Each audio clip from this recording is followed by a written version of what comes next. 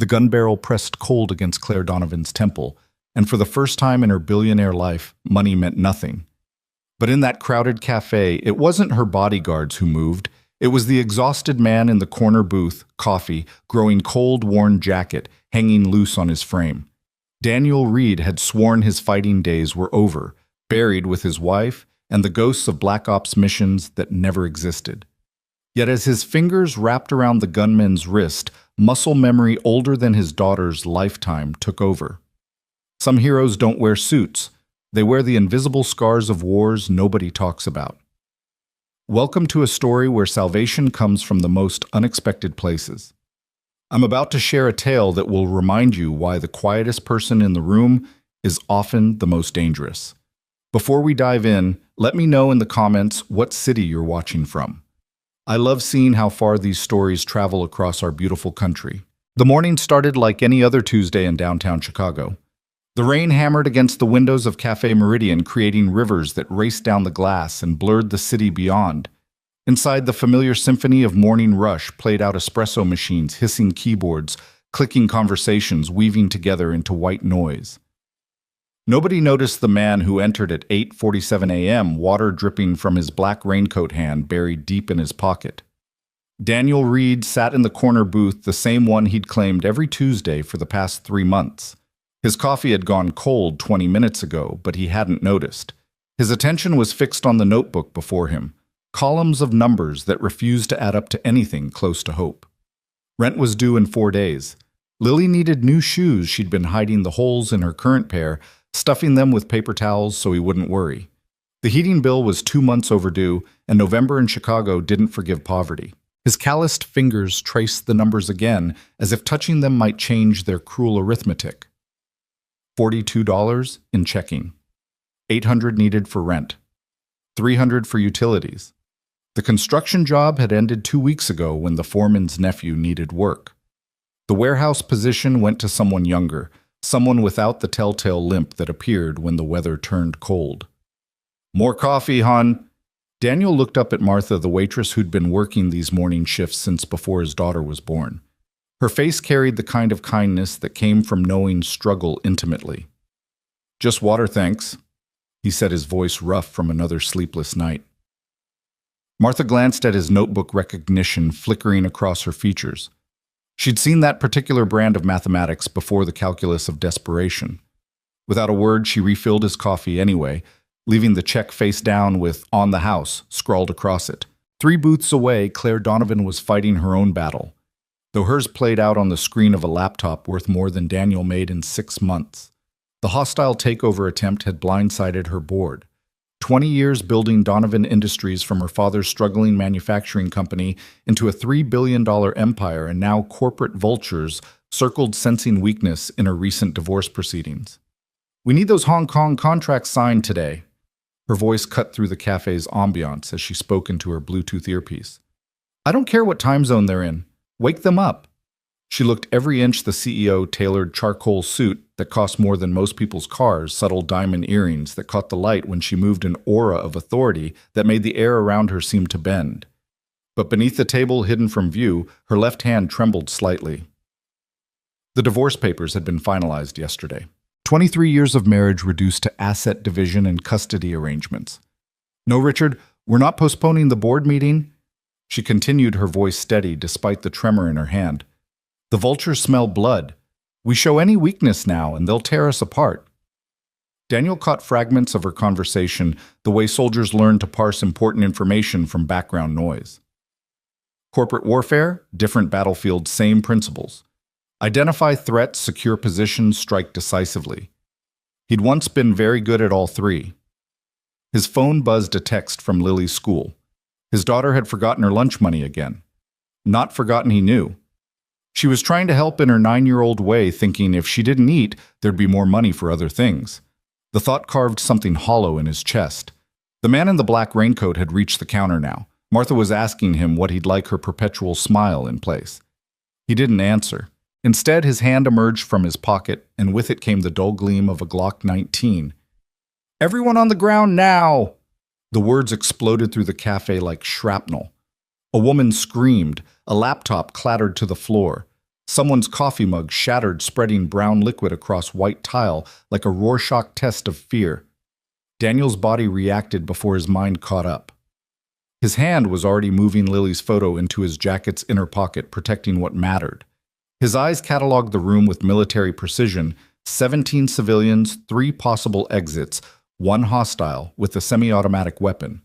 The gunman's stance was amateur weight, too far forward, grip too tight, desperate, not professional. Claire had frozen, her billion-dollar empire suddenly meaningless. The gun swung toward her, drawn perhaps by her expensive appearance, the obvious target for robbery. "You," the gunman's voice cracked, revealing his youth beneath the ski mask. "The rich bitch! Stand up! Empty your purse!"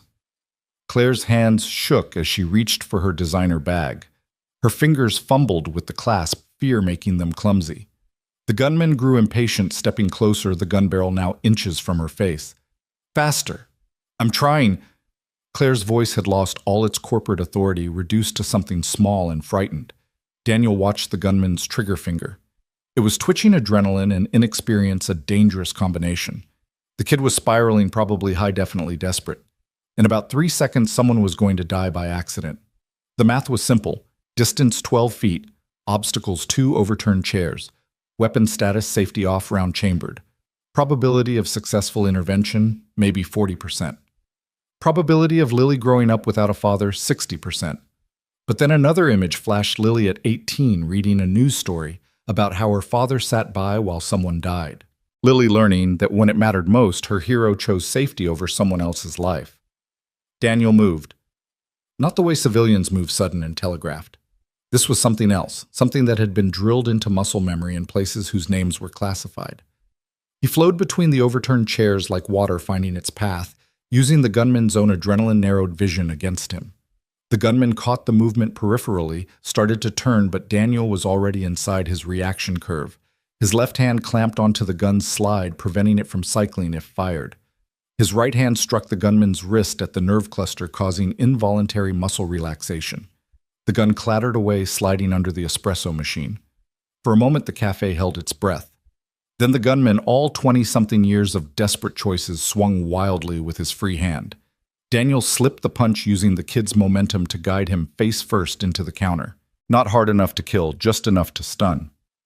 "Stay down," Daniel said quietly, his knee pressing between the attacker's shoulder blades, controlling without crushing. "It's over." The entire confrontation had taken less than 4 seconds. Sirens were already approaching. Someone had triggered the silent alarm. Daniel kept the gunman pinned, gentle but immovable, like a father restraining a child having a tantrum. The kid was crying now, the adrenaline crash hitting hard. "I'm sorry," the gunman kept repeating. "I'm so sorry. My mom, the medical bills, I didn't want to." Daniel's grip gentled slightly. Another soul crushed by the mathematics of desperation. Different choices, same equation. The police burst in with practiced efficiency weapons, drawn voices commanding. Daniel raised his hands slowly, letting them take over. He stepped back, fading into the crowd of witnesses as statements were given. Just another bystander who got lucky. Claire stood frozen, her mind struggling to process what she'd witnessed. The movement hadn't been lucky. It had been precise, trained professional, the kind of skill that came from places most people only saw in movies. "Sir." A young officer approached Daniel. "We'll need your statement." "Of course," Daniel replied, his voice carefully neutral, scrubbed of anything that might hint at what he'd once been. As he gave his statement, carefully edited, just a construction worker who'd taken some self-defense classes. Claire watched him. She noticed things others might miss. The way he stood, weight evenly distributed, ready to move in any direction. The small scars on his hands that didn't come from construction work. The way his eyes never stopped scanning the room, cataloging threats that no longer existed. "Daniel Reed," she heard him tell the officer. "I work construction, when I can find it." After an hour of questions and paperwork, the police finally released them. The cafe had been sealed as a crime scene, but Martha slipped Daniel a bag with sandwiches before he left. "For your little girl," she said quietly.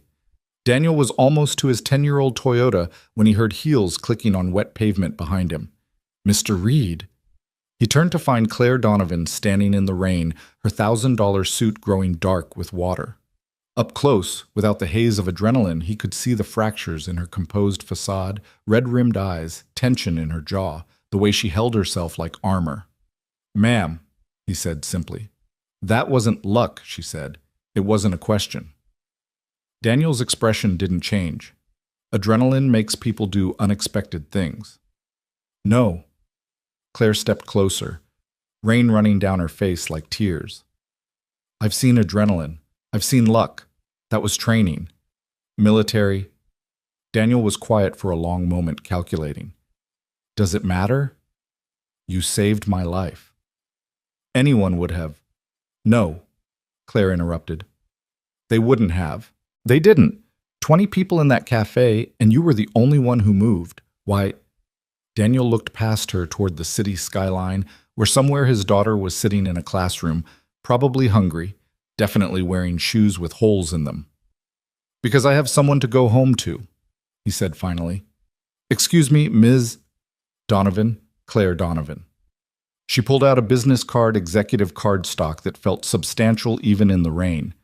"Please, let me at least buy you dinner, or help with—" She gestured at his old car, then caught herself realizing how it might sound. "I don't need charity," Daniel said, but without heat. He'd learned to swallow pride long ago. Pride didn't pay rent or buy school supplies. "It's not charity, it's gratitude." Claire paused, studying him. "You have a daughter." Daniel's expression shifted, protective instincts flaring. "How did you—" "You touched something in your pocket before you moved, the way someone touches a talisman. Then I saw the edge of a photo when you gave your statement. Pink backpack, big smile." Despite himself, Daniel felt his mouth twitch toward a smile. "Lily. She's 9. I have a daughter too, 16. She lives with her father now." Something passed across Claire's face. Pain quickly shuddered. "Please, Mr. Reed, let me at least offer you a reward. The media will pick this up, and Donovan Industries has a standard Good Samaritan bonus." "No." The word came out harder than intended. "No media, no rewards, no attention." Claire frowned. "But you're a hero." "I'm a father," Daniel corrected. "That's all, just a father trying to get by." He turned toward his car, but Claire's next words stopped him. "The eagle on your jacket." Daniel went very still. "Special Forces, isn't it?" Claire continued. "My brother was Navy. He had friends who wore that insignia, friends who did things that never made the news." "You're mistaken." Daniel's voice had gone flat, emotionless. "I don't think I am."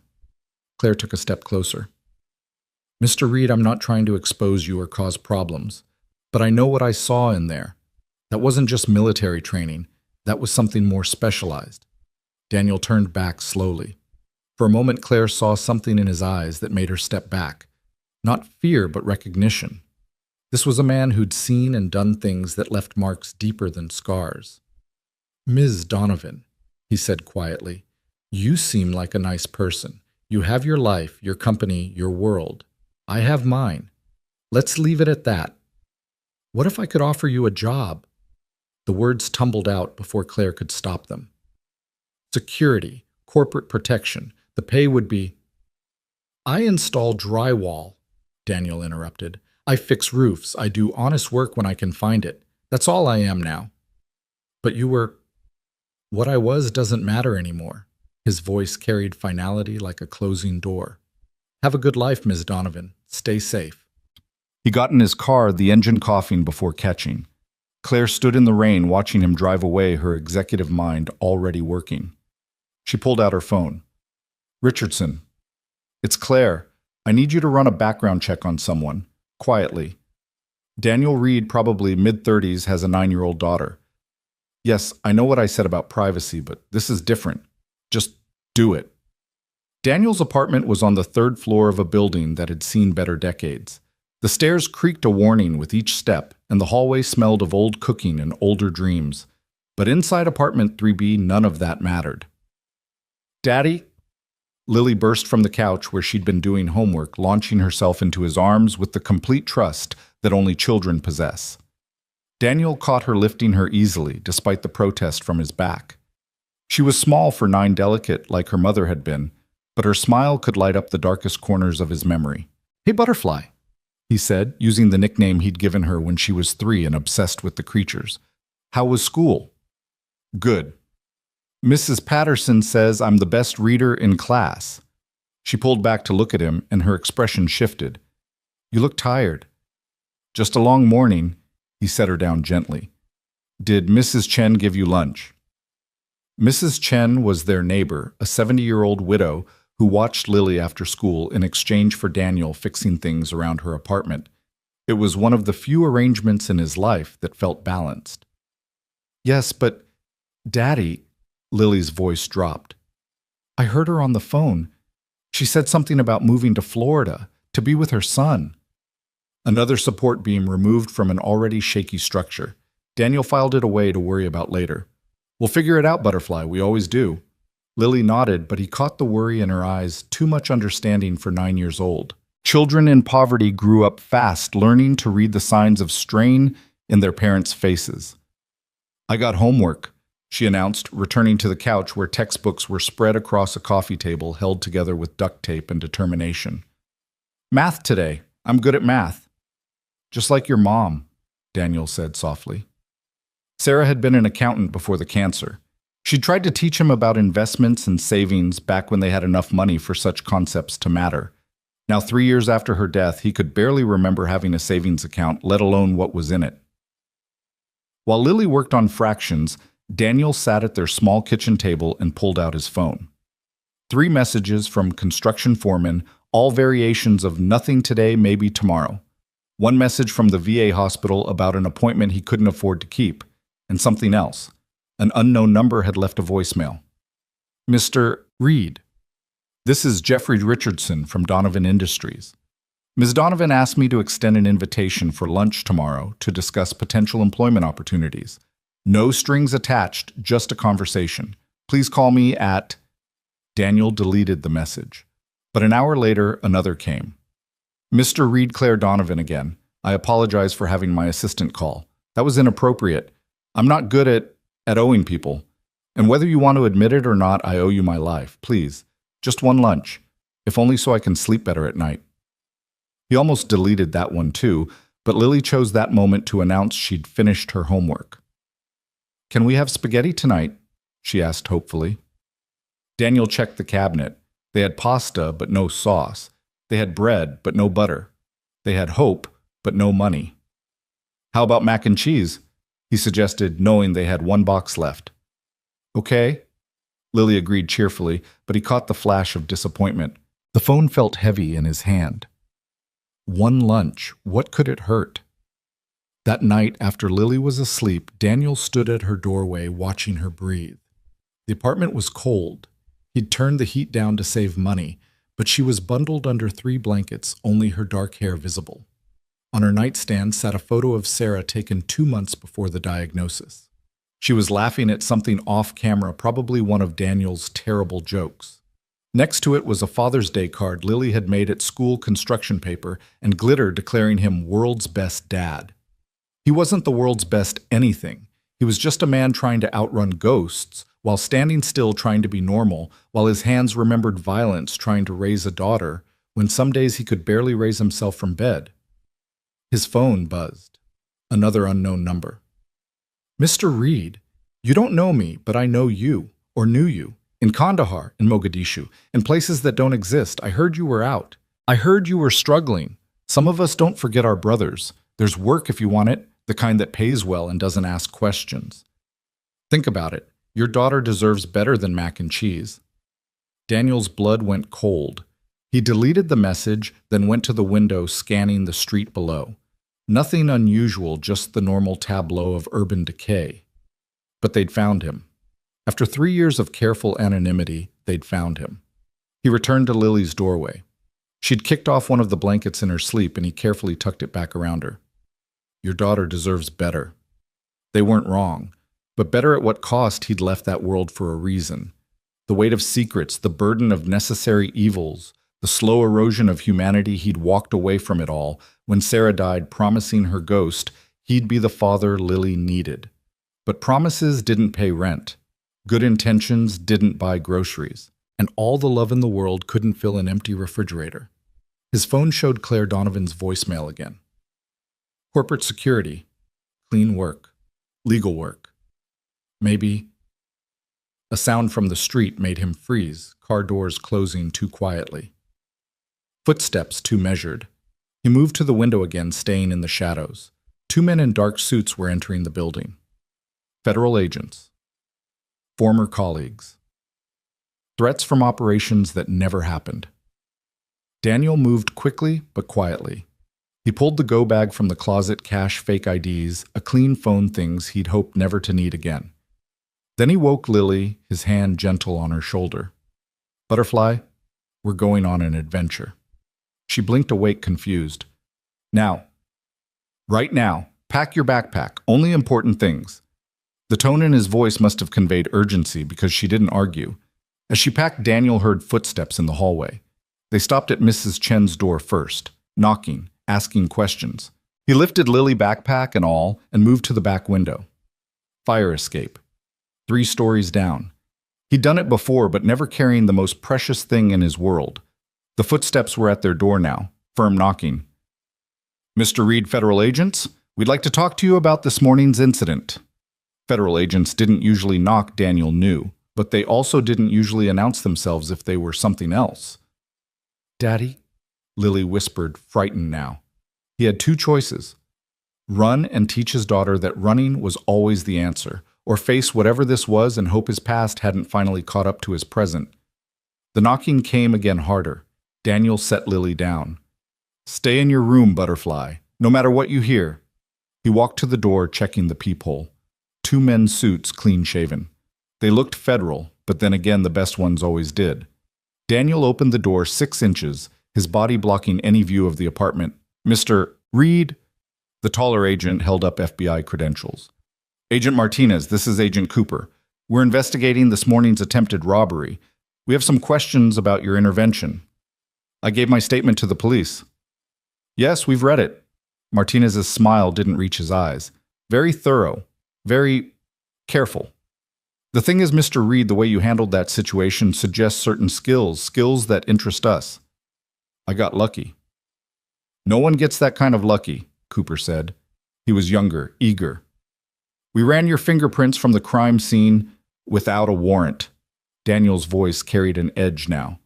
Martinez shot his partner a look. From the coffee cup you were drinking from. Public space, discarded property. All legal. The thing is, Mr. Reed, your prints raised some flags. Classified flags. Daniel said nothing. We're not here to cause problems, Martinez continued. In fact, we're here to solve them. There's a domestic terrorism task force being assembled. People with your particular background would be valuable. I work construction. You work construction, Cooper corrected. Past tense. We checked. You haven't had steady work in 2 months. Still not interested. Martinez pulled out a card. The offer stands. Think about your daughter, Mr. Reed. This would mean steady income, federal benefits, a pension. A chance to serve your country again, but this time on the right side of the law. I was always on the right side, Daniel said quietly. The law just didn't always know about it. After they left, Daniel found Lily standing in her bedroom doorway, clutching her stuffed rabbit. Were those bad men? She asked. No, Butterfly, just men doing their jobs. Like you used to do before Mommy got sick. Daniel knelt down to her level. How do you know about that? I heard you talking to Mommy when she was in the hospital. You told her you were sorry for being away so much, for doing things that scared you. Lily's eyes were too wise. Is that why we don't talk about before? Yeah, Daniel admitted. That's why. Were you a soldier? Something like that. Lily was quiet for a moment, processing. Then she hugged him, fierce and sudden. I don't care what you were. You're my daddy now. Daniel held her tight, feeling the weight of every choice that had led to this moment. The federal agent's card was in his pocket. Claire Donovan's offer was on his phone, and somewhere out there shadows from his past were stirring. Daddy, Lily pulled back. Are we still going on an adventure? No, Butterfly, not tonight. Good. because I have a spelling test tomorrow. As she went back to bed, Daniel stood at the window again, watching the street. The agents were gone, but the feeling of exposure remained. 3 years he'd managed to stay invisible. One moment of action of being who he used to be, and the carefully constructed normal life was cracking. His phone rang. Claire Donovan again. This time he answered. Miss Donovan? Mr. Reed. She sounded surprised. I didn't expect you to pick up. Federal agents just left my apartment. What are you in trouble is this about? It's about choices, Miss Donovan, the kind that follow you. He paused. That lunch offer. Is it still available? Of course, tomorrow noon. Somewhere public, somewhere with multiple exits. Mr. Reed, you're scaring me a little. Good. You should be scared. The world's scarier than most people realize. Your world especially. What do you mean? Daniel thought about the hostile takeover she'd mentioned in the cafe. The tremor in her hands, the way power attracted predators. We'll talk tomorrow. Text me the address. After he hung up, Daniel checked on Lily one more time. She was sleeping peacefully, unaware that their life was about to change. He pulled out the federal agent's card, then Claire Donovan's business card, weighing them like opposing futures. Both offered escape from poverty. Both came with costs. But one kept him in the shadows, and the other might let him step into the light. His phone buzzed with a text from Claire, an address for a restaurant downtown, the kind with cloth napkins and multiple forks. Another world entirely. Daniel sat in the dark living room surrounded by the debris of diminished dreams and made a decision. Not for himself, he'd given up making decisions for himself when Sarah died, but for the little girl sleeping in the next room, wearing pajamas that were getting too small, dreaming whatever dreams 9-year-olds dream when their world is held together by a father's failing strength. Tomorrow, he would have lunch with Claire Donovan. He would listen to her offer, and maybe, just maybe, he would find a way to be both the father Lily needed and the man his skills demanded he be. But tonight he would stand watch, because that's what fathers did. That's what soldiers did. And despite 3 years of pretending otherwise, that's what he would always be, a guardian, standing between the innocent and the dark. The rain had stopped, but storm clouds still gathered on the horizon. Daniel could feel them the way he'd once felt ambushes waiting, a tension in the air, a wrongness in the pattern. Change was coming whether he wanted it or not. The only question was whether he'd meet it head-on or let it catch him from behind. His phone lit up with another unknown number. This time he didn't answer, but the voicemail was short and chilling. Phoenix, Mogadishu, Black Site, Delta. If you remember any of these, you know why I'm calling. Your new friend, Ms. Donovan, has enemies. Enemies with connections to our past. Watch yourself, brother, and watch her. The game isn't over. Daniel closed his eyes, feeling the weight of history settling on his shoulders like an old familiar pack. He'd thought he could leave it all behind, the operations that never happened, the enemies who didn't exist, the brotherhood forged in classified fire. But some things you couldn't outrun. Some debts came due no matter how far you ran, and sometimes the only way to protect the future was to face the past. Tomorrow he would have lunch with Claire Donovan. But tonight, he would remember who he used to be. Because the man in the cafe, the one who'd moved without thinking, who'd saved a life with muscle memory older than his daughter, that man had never really gone away. He'd just been waiting. And now, whether he liked it or not, it was time to wake up. The restaurant Claire had chosen occupied the 40th floor of the Meridian Tower. All glass walls and impossible views of Chicago spreading out like a circuit board below. Daniel stood in the lobby, acutely aware of his best jacket, which meant the one with the fewest visible repairs, and watched executives flow past him like schools of expensive fish. His reflection in the polished marble looked exactly like what he was, a man who didn't belong here. Mr. Reed. A young woman in a suit that probably cost more than his monthly rent appeared at his elbow. Ms. Donovan is waiting for you. This way, please. The elevator rose smoothly, silently, carrying him away from his world and into hers. Through the glass walls, he watched the city shrink below, problems becoming ant-sized, invisible from such heights. That was the thing about power, he thought. It let you rise above the mess until you couldn't see it anymore. Claire was seated at a corner table, positioned perfectly to see both the view and anyone approaching. Smart positioning, Daniel noted. Whether by instinct or design, she'd chosen the tactical ground. She stood when she saw him, and for a moment neither spoke. She looked different than she had in the café composed now, armored in corporate elegance. But Daniel could still see the fractures the way she held her phone like a lifeline, the slight shadows under carefully concealed eyes. "Mr. Reed, thank you for coming." "Ms. Donovan." He sat carefully, the chair probably worth more than his car. "Please call me Claire." She gestured to the menu. "Order whatever you'd like. They do an excellent salmon here." Daniel looked at the menu. No prices listed, the kind of place where if you had to ask you couldn't afford it. He closed it. "I'm not really hungry." Claire studied him for a moment, then closed her own menu. "Neither am I, actually. It's strange, isn't it? How trauma affects appetite.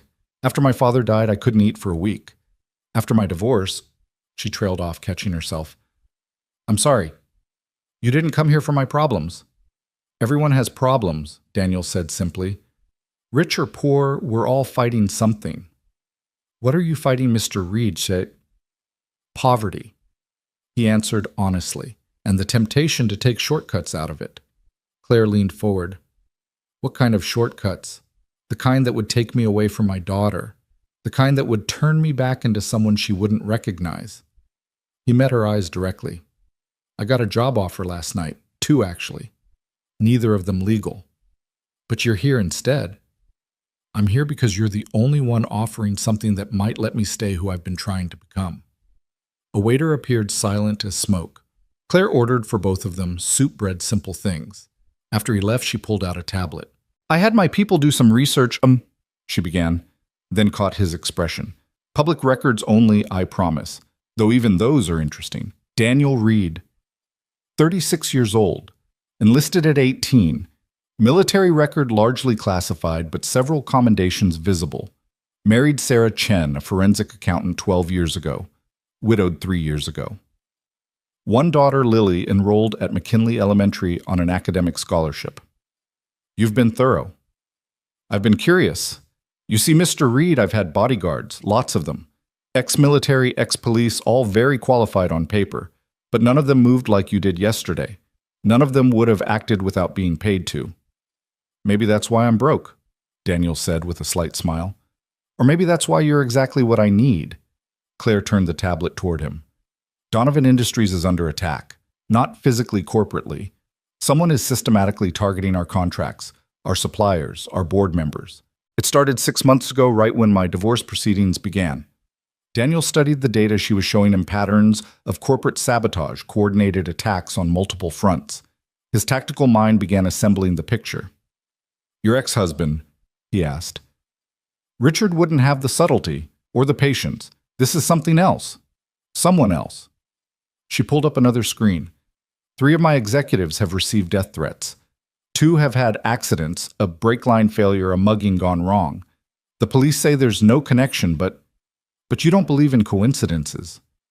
Do you?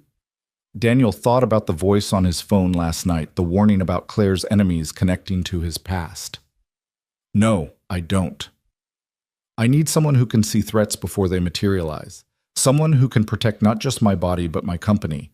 Someone who understands that violence in boardrooms can be just as deadly as violence in war zones." I'm not a corporate security specialist, Ms. Donovan Claire. You're a soldier without a war," Claire interrupted. "And I'm offering you a different kind of battlefield, one where your daughter can visit you at work, one with health insurance and college savings plans, one where you can be both the man you were and the father you need to be." The soup arrived. Daniel watched Claire take a small sip. Her hands steady, now CEO mask firmly in place. But he'd learned to read people in places where misreading meant death, and he could see what this was costing her, asking for help, admitting vulnerability. "There's something else," she said quietly. "The man yesterday, the one with the gun. The police say he was just a junkie looking for quick cash, but I had my people dig deeper. He had no prior record, no drug history, and the gun he was carrying, it was military issue, reported stolen from a National Guard armory 2 weeks ago." Daniel's instincts sharpened. "You think it was a hit?" "I think someone wanted me scared or dead, and I think they failed because of you." She met his eyes. "The question is, was that coincidence, or were you there for a reason?" The question hung between them like a blade. Daniel could lie, maintain his cover as a desperate construction worker who got lucky, or he could step partially into the light. I was there because it's the only place I can afford coffee that doesn't taste like motor oil, he said finally. But you're right about one thing: that wasn't a random robbery. The approach was wrong, the timing was wrong, and nobody robs a cafe at 8 in the morning unless they're after something specific. Or someone specific. Or that. Claire pushed the tablet across the table again. This time it showed a number that made Daniel's breath catch. That's the salary I'm offering, plus benefits, plus a signing bonus that would handle any immediate debts. There's also a company apartment available, nothing fancy, but it's in a building with good security and an excellent school district. Daniel stared at the number. It was more than he'd made in the last 3 years combined. Enough to give Lily everything she deserved. Enough to stop the constant calculating, the endless arithmetic of poverty. "What's the catch?" he asked. "The catch is that someone is trying to destroy everything I've built, and I don't know who or why. The catch is that you'd be stepping into a fight that's already started. The catch is that your particular skills, the ones you're trying to leave behind, might be exactly what's needed." Daniel's phone buzzed. A text from Mrs. Chen. "Sorry, Daniel. Moving to Florida next week. Can't watch Lily anymore." Another support beam removed. Another calculation that wouldn't balance. He looked out at the city below, then at Claire across from him, waiting for an answer. "I need to make a call," he said. Claire nodded, and Daniel stepped away from the table, finding a quiet corner near the windows. He dialed a number he hadn't used in 3 years. "Well, well." The voice that answered was amused. "Daniel Reed rises from the dead. Marcus, I need a favor." "You know favors in our world come with prices, brother." "I know, that's why I'm calling. Claire Donovan, what's her connection to our past?" There was a long pause. "You always were too smart for your own good. Remember Operation Blackwater?" Daniel's blood chilled. Blackwater had been a clusterfuck, weapons smuggling, dead civilians, records destroyed. That was 8 years ago. "Yeah, well, some grudges have long memories. Claire Donovan's company just got a defense contract worth $2 billion, the same contract that certain people thought was theirs. People who remember you from Blackwater.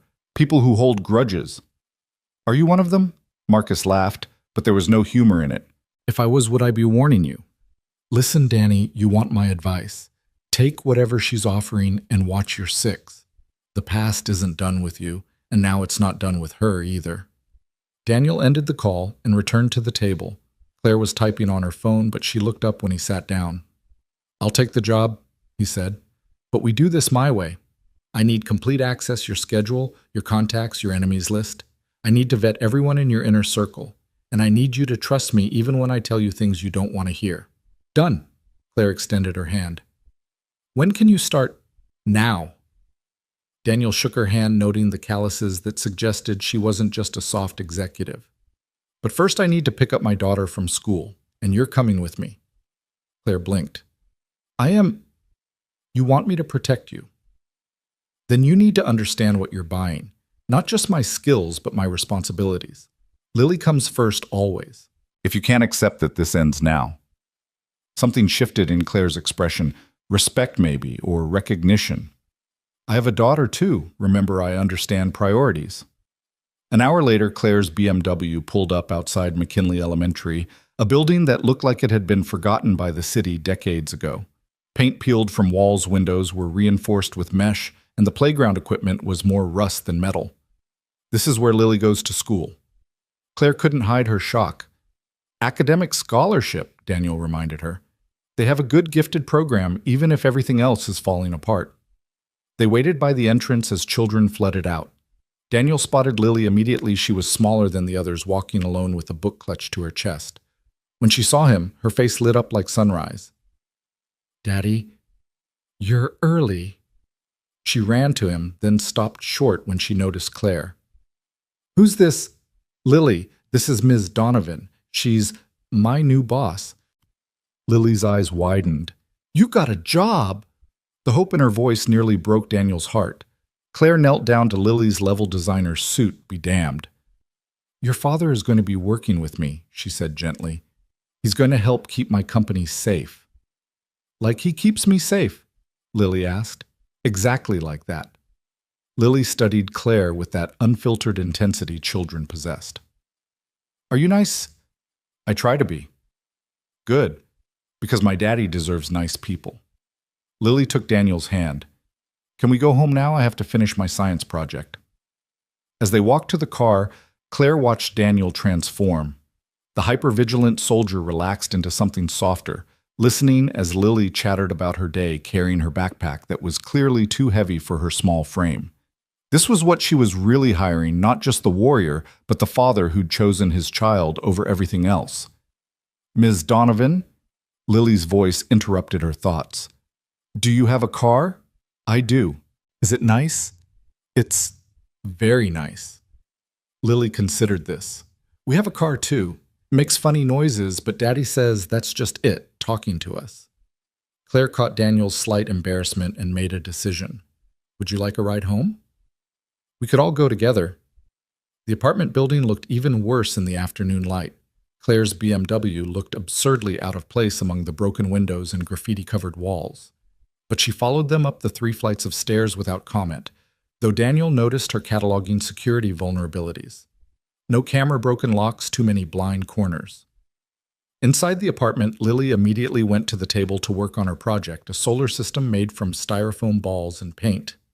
Claire stood in the doorway, taking in the sparse but clean space, the careful organization that spoke of making do with less. Can I help? She asked Lily. Do you know about planets? A little. I studied astronomy in college, actually. For the next hour, Daniel watched his new employer sit on his threadbare carpet, helping his daughter paint Jupiter's storms with the focused intensity she probably brought to billion-dollar deals. Lily warmed to her quickly, the way she always did with people who treated her like she mattered. Daddy says Jupiter protects Earth, Lily was explaining.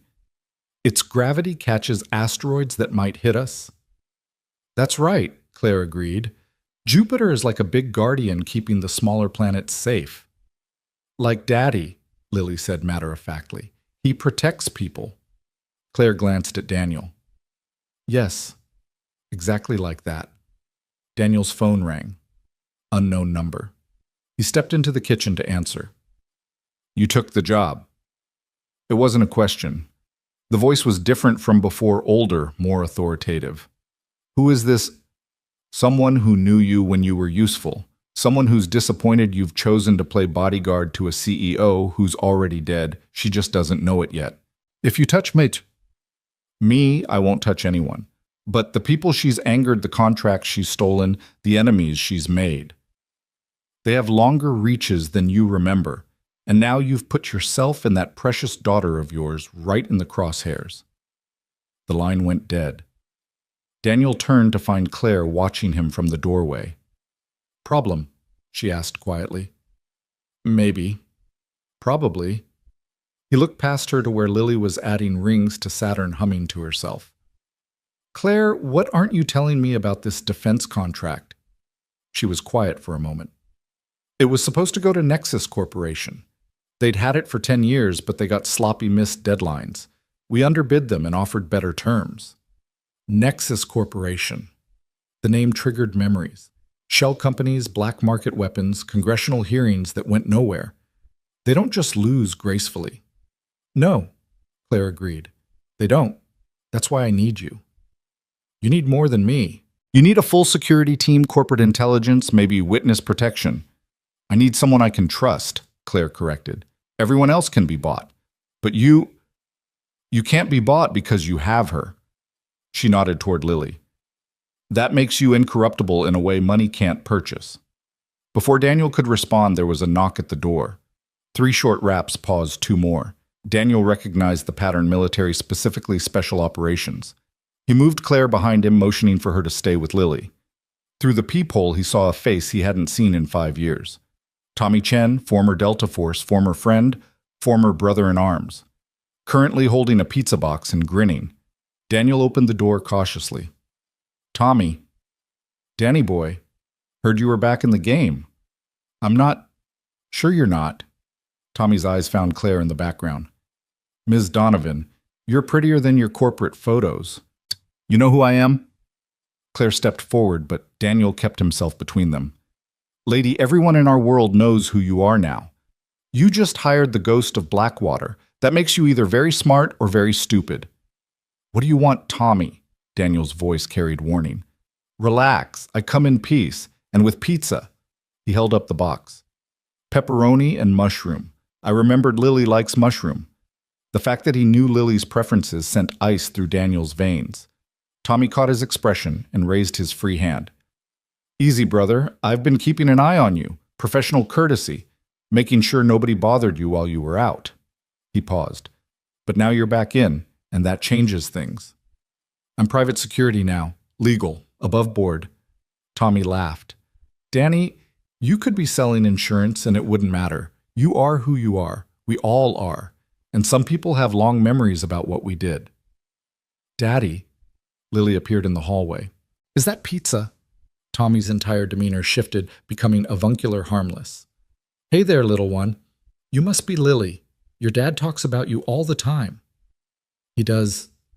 Lily looked at Daniel suspiciously. Daddy doesn't talk to anyone. He used to talk to me. We were friends back before you were born. Daniel watched his daughter process this information, saw her cataloging Tommy the way she cataloged everything carefully, completely. Were you a soldier too? She asked. Something like that. Did you know my mom? I did. She made the best dumplings in Chicago. That detail, that small truth, shifted something in Daniel. Sarah had made dumplings every Sunday, a recipe from her grandmother. The fact that Tommy remembered. Come in, Daniel said finally.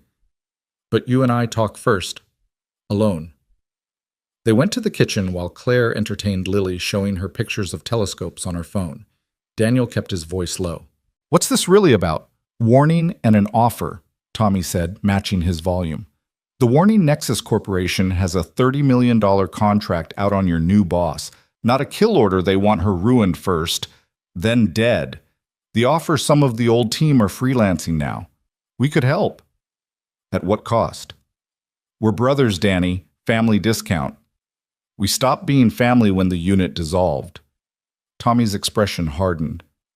We stopped being family when you walked away, when you decided your conscience was more important than your brother's.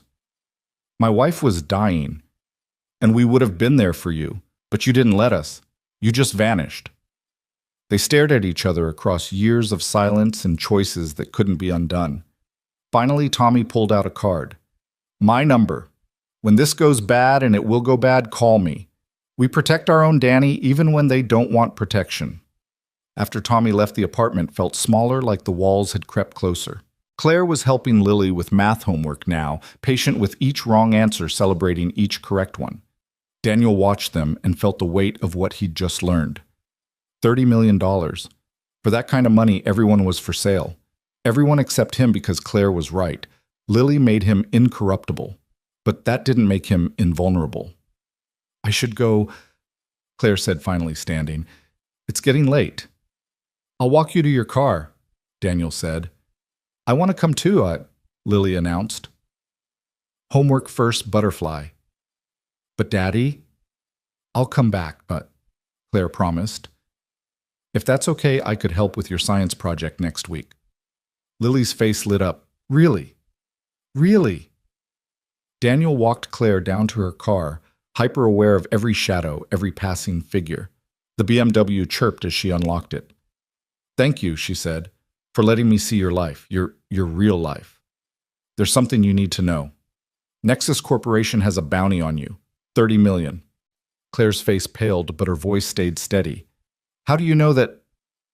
Old contacts, the kind I was hoping never to need again. He paused. You can still back out. Cancel the contract, let Nexus have it. Would you, if it was your company, your life's work? Daniel thought about it. No, but I don't have as much to lose. Everyone has something to lose, Mr. Reed. The question is whether we let fear of loss paralyze us or motivate us. She got in the car, then looked up at him through the window. I meant what I said about coming back. Lily's wonderful. She likes you, Daniel admitted. She doesn't like many people. Smart girl. Most people aren't worth liking. Claire started the engine. Tomorrow, 9 a.m., Donovan Industries. Bring your game face, Mr. Reed. The real work starts now. Daniel watched her drive away, then looked up at his apartment window where Lily was probably watching. He waved and saw her small hand wave back. The real work. As if anything about his work had ever been real in the conventional sense. But this felt different. This wasn't about patriotism or duty or following orders. This was about a little girl who deserved better, and a woman who'd sat on his floor painting planets, and the possibility that maybe, just maybe, he could be more than the sum of his sins. His phone buzzed. Text from an unknown number, "You can't protect them both." Daniel deleted it and went inside. Lily was at the table working on Jupiter's moons, now tongue stuck out in concentration. She looked up when he entered. "I like her," she announced. "Ms. Donovan. Claire. She said I could call her Claire." Lily went back to painting. "She's sad, though. Like you are sometimes." "What makes you think I'm sad?" Lily gave him the look that suggested he was being particularly obtuse. "You're always sad, Daddy, ever since Mommy went to heaven. But today you were less sad. When Claire was here." Out of the mouths of babes.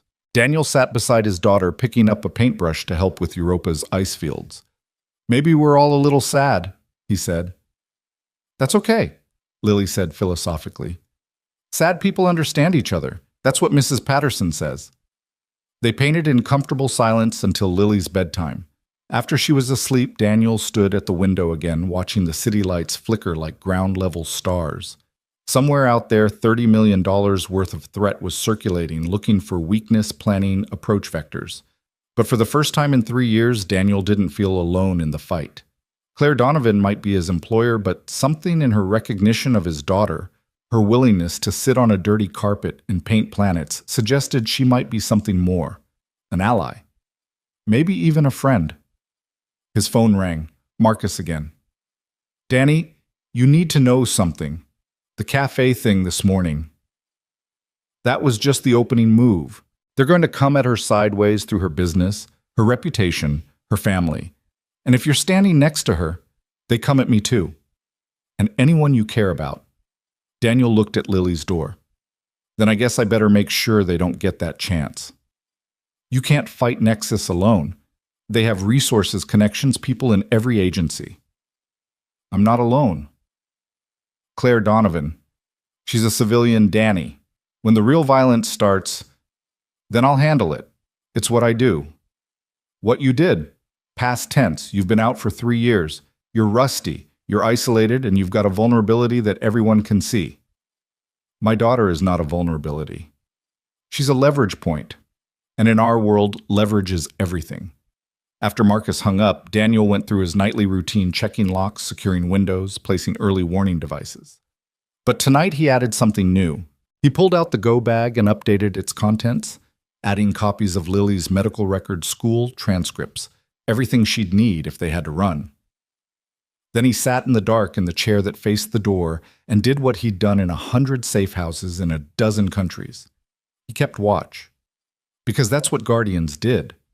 They stood between the innocent and the dark. And sometimes if they were very lucky or very good, they got to see the sunrise. Tonight, Daniel would settle for making it to morning. Tomorrow, he would walk into Claire Donovan's world and try to keep her alive. But right now, his job was simpler. Make sure his daughter woke up safe in her own bed, ready to face another day of 4th grade. The city hummed outside, unaware that war had been declared in its shadows. Corporate war, shadow war, the kind that happened in boardrooms and back alleys with equal lethality. Daniel Reed was back in the game whether he wanted to be or not. But this time he wasn't fighting for country or duty or orders from men who would deny his existence if things went wrong. This time he was fighting for the 2 people sleeping under his protection, one by blood, one by choice. And that he thought, as the night deepened around him, made all the difference. The Donovan Industries building rose 47 floors into Chicago's morning sky, all black glass and steel ambition. Daniel stood in the lobby at 8:45 a.m., wearing his only suit purchased 3 years ago for Sarah's funeral and not worn since. Security guards watched him with professional interest, noting the way he cataloged exits, cameras, defensive positions. Old habits announcing themselves like signatures. "Mr. Reed." A young man appeared, all nervous energy and tablet clutching. I'm James, Ms. Donovan's assistant. She's expecting you. The executive elevator climbed silently past floors of corporate machinery Daniel didn't understand and wasn't sure he wanted to. James was explaining something about security protocols, badge access, parking validation. Daniel heard none of it. His attention was fixed on the reflection in the elevator's polished doors. Two men in suits had entered the lobby 30 seconds after him and were now waiting by the main elevators. Does Miss Donovan have any meetings scheduled this morning? Daniel interrupted. Just the board review at 10. Why? No reason. Daniel memorized the men's faces in the distorted reflection. James, how many ways are there to reach the executive floor? 3 elevators, 2 stairwells. Why are you... Just curious about the layout. The elevator opened onto a floor that breathed money marble reception desk, original artwork, the kind of deep carpet that swallowed footsteps. Claire's office occupied the northeast corner, a glass-walled command center overlooking the city. She was on the phone when they entered, pacing behind her desk with controlled agitation. No, Richard, you can't have the lake house. The divorce is final. Stop calling my office. She ended the call and turned to Daniel, frustration shifting to something like relief. Mr. Reed, welcome to corporate America. We need to talk about your security, starting with the 2 men who followed me into the building. Claire's expression sharpened. Description. Mid-30s, professional suits but wrong shoes, tactical boots, not dress shoes. They're trying to blend, but they're military or ex-military. They split up at the elevators, probably taking different routes up. Claire moved to her desk, pressing an intercom. Security to the executive floor, possible unauthorized access. Also, Daniel continued, your ex-husband. How bitter is the divorce?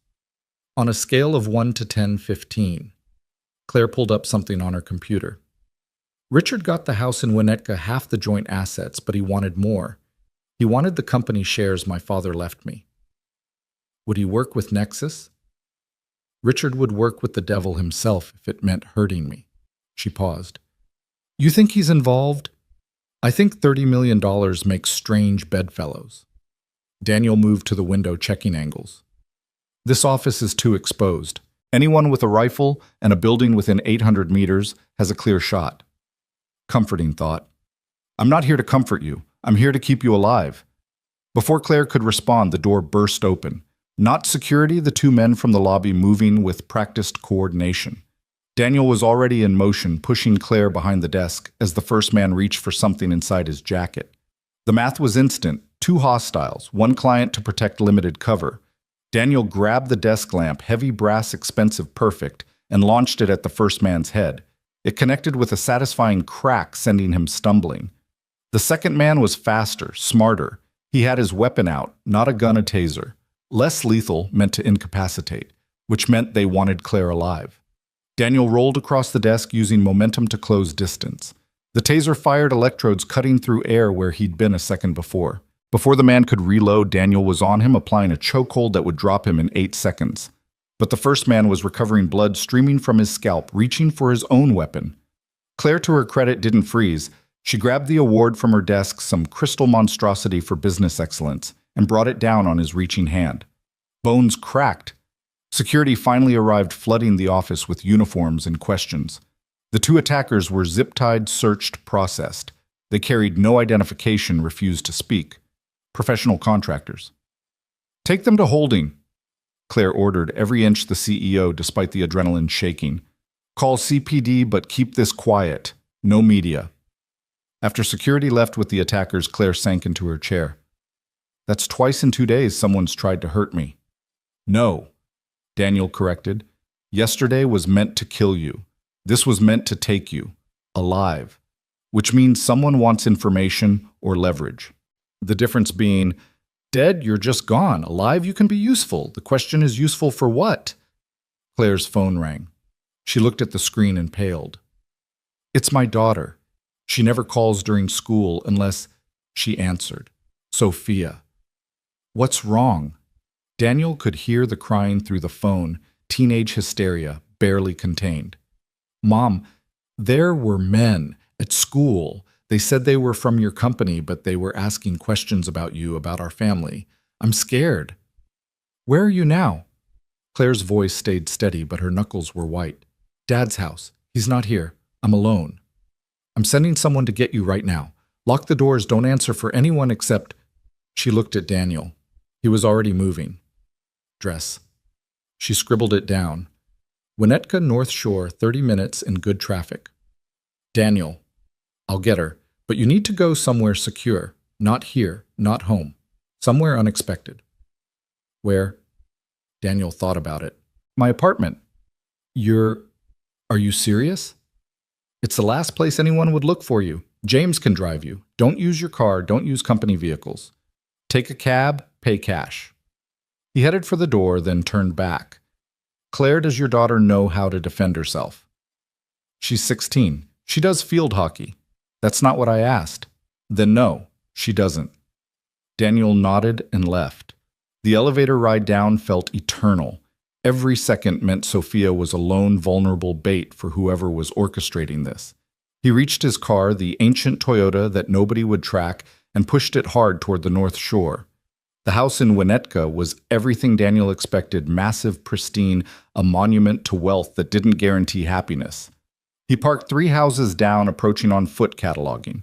No suspicious vehicles, but fresh tire tracks in the driveway that didn't match the BMW parked there. The front door was ajar. Daniel drew the knife he always carried. Nothing dramatic, just functional steel that had saved his life more than once. He entered silently, hearing voices from upstairs. A man's voice, calm, reasonable. Your mother just needs to return what she took Sophia. Then everyone can go back to normal. I don't know what you're talking about. The girl's voice terrified but trying to be brave. The defense contracts, the files she stole from Nexus. We know she has them. Daniel moved up the stairs, testing each step for creaks. The voices came from the second door on the right. Through the crack, he could see Sophia Blonde, like her mother, that same stubborn jaw sitting on her bed. A man stood near the window suit, immaculate gun held casually. Perhaps we should call your mother together, the man was saying. Explain the situation. Daniel entered the room like smoke becoming solid. The man turned, gun rising, but Daniel was already inside his guard. The knife took him in the shoulder, deliberately missing anything vital. The gun fell, and Daniel followed up with an elbow strike that dropped the man unconscious. Sophia screamed, then recognized something in Daniel's purposeful calm. Your mom's new security? Something like that. We need to go. Now. She grabbed a backpack, stepping carefully around the unconscious intruder. Is he alive? Won't be happy when he wakes up, but alive. Daniel pocketed the man's gun, checked his pockets. Another professional, another dead end. Your mom's safe. She's worried about you. In the car, Sophia was quiet for several minutes, processing. Then, you're not normal security, are you? What makes you say that? Normal security would have called the police. You just stabbed a guy and kidnapped me. I'm rescuing you. There's a difference. Is there... Because from where I'm sitting, you're just another dangerous man my mom trusts for some reason.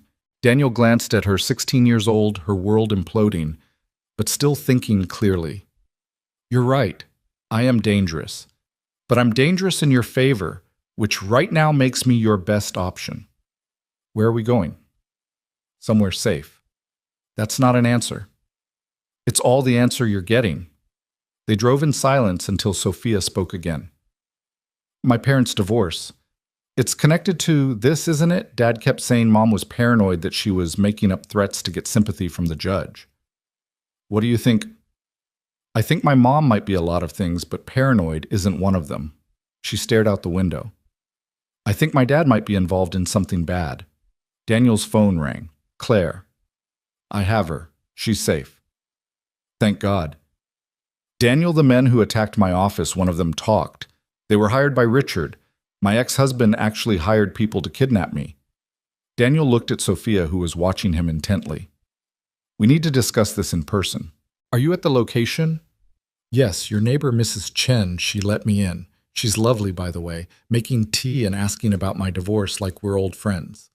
Despite everything, Daniel almost smiled. Mrs. Chen had that effect on people. We're 20 minutes out. Daniel, thank you for everything.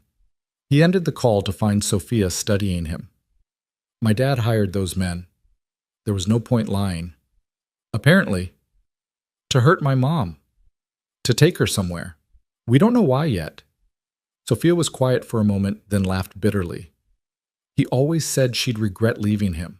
I just thought he meant emotionally, not this. I'm sorry. For what you didn't marry him. You didn't spend 16 years watching him slowly become someone else. Someone mean. She wiped her eyes angrily. Is my mom really at your apartment? Yes. Is it safe there? Daniel thought about the building, the broken locks, the shadows where threats could hide. Safer than anywhere else right now. Oh, that's not really an answer either. You're right, it's not. When they reached the apartment building, Daniel made Sophia wait in the car while he cleared the stairwell. Paranoid maybe, but paranoia had kept him alive through 3 tours and countless operations that didn't officially exist. The apartment door was open. Mrs. Chen's voice drifting out along with the smell of jasmine tea. Inside, Claire sat on the couch, the same spot where she'd painted planets with Lily the night before, looking oddly at home in the shabby surroundings. Sophia. She flew to her daughter, holding her tight. Are you okay? Did anyone hurt you? I'm fine, Mom. Your scary friend stabbed someone, but I'm fine. Claire pulled back, looking at Daniel. You stabbed someone. Just a little. A little? Shoulder wound, he'll live. Mrs. Chen appeared from the kitchen with more tea, seemingly unfazed by the conversation. In my day, we knew how to handle bad men. My husband, God rest him, he kept a baseball bat by the door. Very effective. Mrs. Chen, Daniel said gently. You should go to your apartment. Lock the door. Nonsense. This is the most excitement I've had in years. She settled into the threadbare armchair like a queen on her throne. Besides, someone needs to be here when little Lily gets home from school. Daniel checked his watch. 2:30. Lily would be home in an hour, walking into whatever this was becoming. We need to move, he said. All of us. Somewhere actually secure. Where? Claire asked. My house is compromised. Richard knows all my properties. The company isn't safe. I might have an option. Daniel pulled out the card Tommy had left. He didn't want to make this call, didn't want to owe these kinds of favors, but Lily's safety trumped his pride. Give me a minute. He stepped into the bedroom, dialing. Tommy answered on the first ring. That was faster than I expected. I need a safe house, tonight. Secure enough for 2 adults, 2 kids. Kids? Tommy's voice sharpened. Danny, what have you gotten into? The client's daughter is 16. And Lily, I can't leave Lily out of this. Jesus. Okay, yeah, I've got a place, suburb called Oak Park, completely off the grid. But Danny, this isn't free. I know. I don't mean money. You come back to us even for this, and you're back in. You understand the team has work, good. Work, necessary. Work. We could use you. Daniel looked through the doorway at Claire, comforting her daughter, at Mrs. Chen pouring tea, like this was a social visit at the life he'd built that was crumbling around him. Just the safe house, Tommy. Nothing else. Famous last words, brother. Tommy gave him the address and access codes. Daniel returned to find Claire on her phone, voice sharp with authority. I don't care what the board says. Richard is no longer authorized for any company access. Yes, revoke everything. Key cards, passwords, parking pass, everything.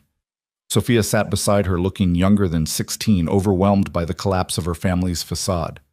Mrs. Chen was patting her hand, murmuring something about resilience and women surviving worse.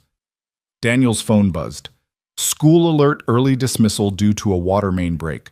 Lily would be walking home in 10 minutes, not an hour. I have to go, he said.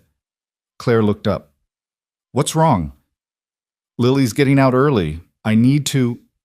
The apartment door exploded inward. Not kicked, blown. The concussion knocked everyone sprawling, ears ringing, vision blurred. Through the smoke, figures in tactical gear poured in weapons raised laser sights cutting through the haze. Daniel rolled instinct, overriding the pain in his ribs, pulling Claire behind the overturned couch. Sophia screamed. Mrs. Chen was on the floor, not moving. Nobody move. The lead operator's voice was mechanically distorted. Claire Donovan, you're coming with us. Like hell she is, Daniel growled, calculating angles. 6 operators, full tactical gear, automatic weapons. The math was impossible. But then another voice, familiar and amused, "Stand down, Danny. Nobody needs to die today." Richard Donovan stepped through the ruined doorway, immaculate in a suit that probably cost more than the apartment. He looked at his ex-wife with satisfaction, at his daughter with dismissal, at Daniel with mild interest. "So you're the famous Daniel Reed, the ghost of Blackwater. I have to say, I expected someone more impressive." "Dad?" Sophia's voice was small, disbelieving. "What are you doing? Business, sweetheart, adult business. You wouldn't understand." "You're terrorizing Mom. I'm recovering what's mine. What she stole in the divorce." He turned to Claire. "The Nexus files. I know you have them. Evidence of their dealings, their congressional bribes, their black market operations." "I don't know what you're talking about," Claire said, but Daniel heard the lie in it. "Of course you do. You've been gathering evidence for months, planning to expose them, destroy them. Noble, really. Stupid, but noble."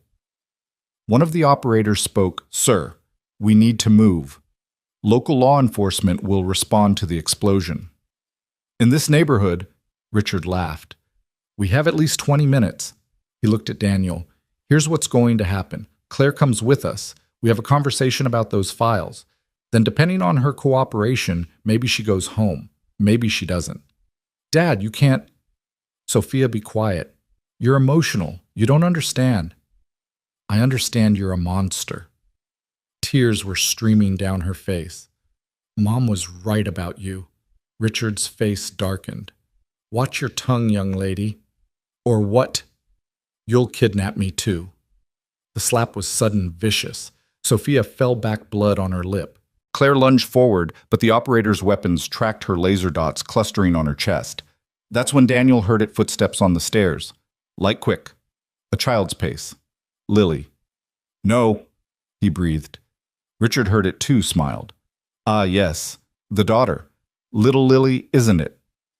Perhaps she should join our conversation. Children have such a clarifying effect on their parents' decisions."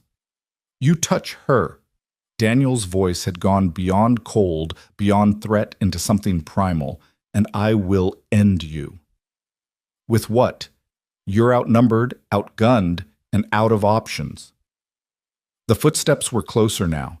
Daniel could hear Lily humming the song Sarah used to sing about butterflies and dreams. "Please." Daniel said the word, scraping his throat. "She's 9 years old. She has nothing to do with this." "Neither did Sophia, but that didn't stop you from involving her." The door, what was left of it, pushed open. Lily stood there, backpack sliding from her shoulders, eyes wide at the destruction, the armed men, the blood on Sophia's face. "Daddy—" "It's okay, Butterfly," Daniel said, not moving, not wanting to trigger the operators. "These people were just leaving." "I don't think so," Richard said. He nodded to one of the operators. "Bring the child." The operator moved toward Lily. Daniel's world narrowed to a single point of absolute clarity. He'd made thousands of tactical decisions in his career, calculated odds in firefights and ambushes, but none of them mattered now. There was only one equation that mattered: Lily's safety against everything else. He moved. Not toward the operator approaching Lily, but toward Richard. The unexpected vector bought him half a second, enough to get his hand around Richard's throat, using him as a human shield. "New Deal," Daniel said, his voice carrying the weight of every life he'd taken, every line he'd crossed. "Everyone leaves, now, or I snap his neck." The operators hesitated, weapons wavering between Claire and Daniel's position. "He's bluffing," Richard gasped. Daniel applied pressure just enough to demonstrate expertise. "I've killed 37 people in service to this country. You wouldn't even make the top 10 most difficult." "Daddy?" Lily's voice was terrified. "Close your eyes, Butterfly, and cover your ears." "You're traumatizing your own child," Richard wheezed. "I'm protecting her, something you clearly never learned." The lead operator made a decision. "Sir, we need you alive. Stand down. Don't you dare. With respect, sir, you're not the one paying us. Nexus is, and they need you breathing." The operator lowered his weapon slightly. "Mr. Reed, we're going to withdraw. You'll release Mr. Donovan once we're clear." "Lily comes to me first." The operator nodded. Come here, little one. Go to your father. Lily ran to Daniel, and he shifted to keep Richard between them and the operators while pulling his daughter behind him. Claire, Daniel said, take Sophia and Mrs. Chen. Get to the car. Mrs. Chen isn't moving, Claire said quietly. Daniel risked a glance. The elderly woman was still on the floor, but he could see her chest rising and falling, unconscious, not dead. Carry her. Sophia, help your mother. They moved awkwardly, Claire and Sophia supporting Mrs. Chen between them. The operators let them pass, maintaining their weapons discipline but not interfering. This isn't over, Richard said. Yes, Daniel said quietly. It is, because if you come near any of them again, Claire, Sophia, Lily, anyone, I won't hesitate. I won't negotiate. I'll just remove you from the equation. You're threatening me in front of witnesses. I'm promising you. And my promises, unlike yours, apparently mean something. He waited until Claire and the others were clear, heard the Toyota's engine start. Claire must have grabbed his keys, then he released Richard, shoving him toward his operators. Get out! Richard straightened his tie, trying to recover dignity. You've made a powerful enemy today. I've made a lot of those. You're not even top 10. After they left, Daniel grabbed the go bag, Lily's school backpack, and the photo of Sarah from the nightstand. Everything else was just things replaceable. Lily clung to his hand as they went down the stairs. Daddy, why were those men here? Bad people sometimes do bad things, Butterfly. But we're safe now. Are we going home? Daniel looked back at the apartment building, at the home they'd made and its shabby walls. No, Butterfly. We're going somewhere new. Is Claire coming? Yeah, she is. Good, Lily said firmly. I like her, even if she brings scary people with her. Outside, Claire had managed to get Mrs. Chen into the back seat, the elderly woman starting to stir. Sophia sat with her, holding a tissue to her split lip. I can drive, Daniel said, but Claire shook her head. You navigate. I need to do something with my hands or I'm going to fall apart. He gave her the address Tommy had provided. As they drove, Mrs. Chen woke fully confused but remarkably calm for someone who'd just been knocked unconscious by a breaching charge. Did I miss something exciting? She asked. Just a little trouble, Daniel said. In my day, trouble knocked first. She patted Lily's hand. Are you all right, dear one? Daddy protected us, Lily said simply. Of course he did. That's what good fathers do. They drove through Chicago's afternoon traffic, 4 adults and 2 children who'd been strangers 48 hours ago, now bound together by violence and necessity. Daniel watched the mirrors tracking for surveillance, but the immediate threat had passed. The files Richard mentioned, he said quietly to Claire. You have them. Yes. How bad us? Bad enough to bring down Nexus several congressmen and probably a few generals. And you were going to, what just exposed them? I was going to try. She glanced at him. It's the right thing to do. The right thing gets people killed. So does the wrong thing. At least with the right thing, the deaths mean something. Daniel thought about Blackwater, about operations that had gone wrong, about collateral damage that kept him awake at night. Sometimes they don't mean anything either way. Then why protect us? Why risk Lily? He looked back at his daughter, who was showing Sophia something on her phone. The 2 girls finding comfort in small distractions. Because she needs to grow up in a world where people stand up to bullies, even when the math is impossible. The math. 6 operators, full tactical gear, automatic weapons. The probability of successful resistance was maybe 5%. But you did it anyway. I did it because Lily was watching, because what she learns about courage and protecting people matters more than probability. Claire was quiet for a moment. You're not what I expected, Daniel Reed. What did you expect? Yeah. Someone harder, colder, more like Richard. I used to be. Then I became a father.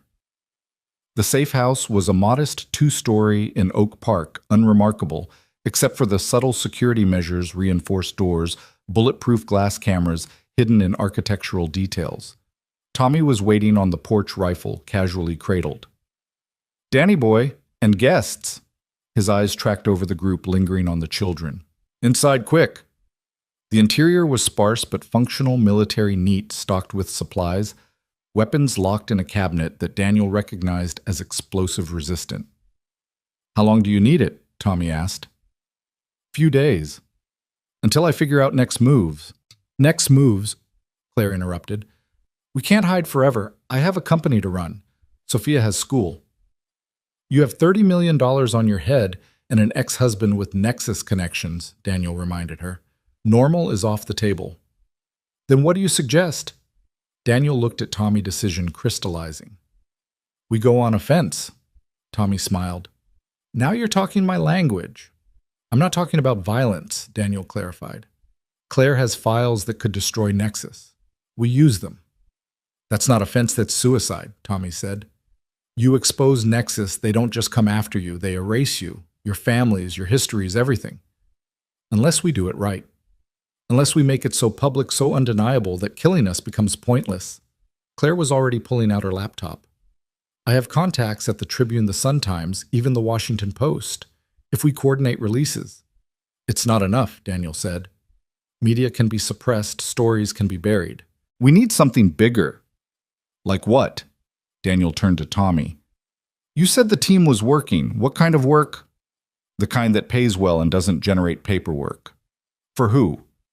Tommy hesitated. "Various interests, some corporate, some governmental, some undefined. Any of them have problems with Nexus." "Danny, what are you thinking?" "I'm thinking that in our world, the enemy of my enemy is useful, and Nexus has made a lot of enemies." Tommy considered this. "There might be some people who'd be interested in seeing Nexus fall. People with resources, connections." "Make the calls." "This is going to cost you, Danny, not money involvement.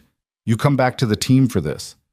Daniel looked at Lily, who was curled up on the couch next to Sophia, both girls exhausted from adrenaline crash. Then at Claire, who was watching him with something that might have been hope. "Temporary basis only," he said finally. "This operation only." "That's what they all say." Tommy pulled out his phone. "I'll make some calls. You all should rest. You look like hell." As Tommy stepped outside, Claire approached Daniel. "Thank you. For Sophia. For everything." "It's what you're paying me for." "No," she said softly. "It's not. What you did back there threatening Richard, that wasn't about money. It was about Lily. It was about all of us. You made us your responsibility." She touched his arm lightly. "I know what that costs someone like you, the weight of it." Before Daniel could respond, Lily appeared at his side, wrapping her arms around his waist. "Are we safe now, Daddy?" He knelt down to her level. "We're working on it, Butterfly." "Is this because of your old job, the one that made you sad?" Daniel glanced at Claire, then back to his daughter. "Sometimes old jobs follow us even when we try to leave them behind." "But you'll fix it." "I'll try." Lily studied him with those serious eyes that saw too much. "You'll do more than try. You'll fix it because that's what you do. You fix things and protect people." She went back to the couch, settling next to Sophia again. The teenager put an arm around her, protective instinct crossing the age gap.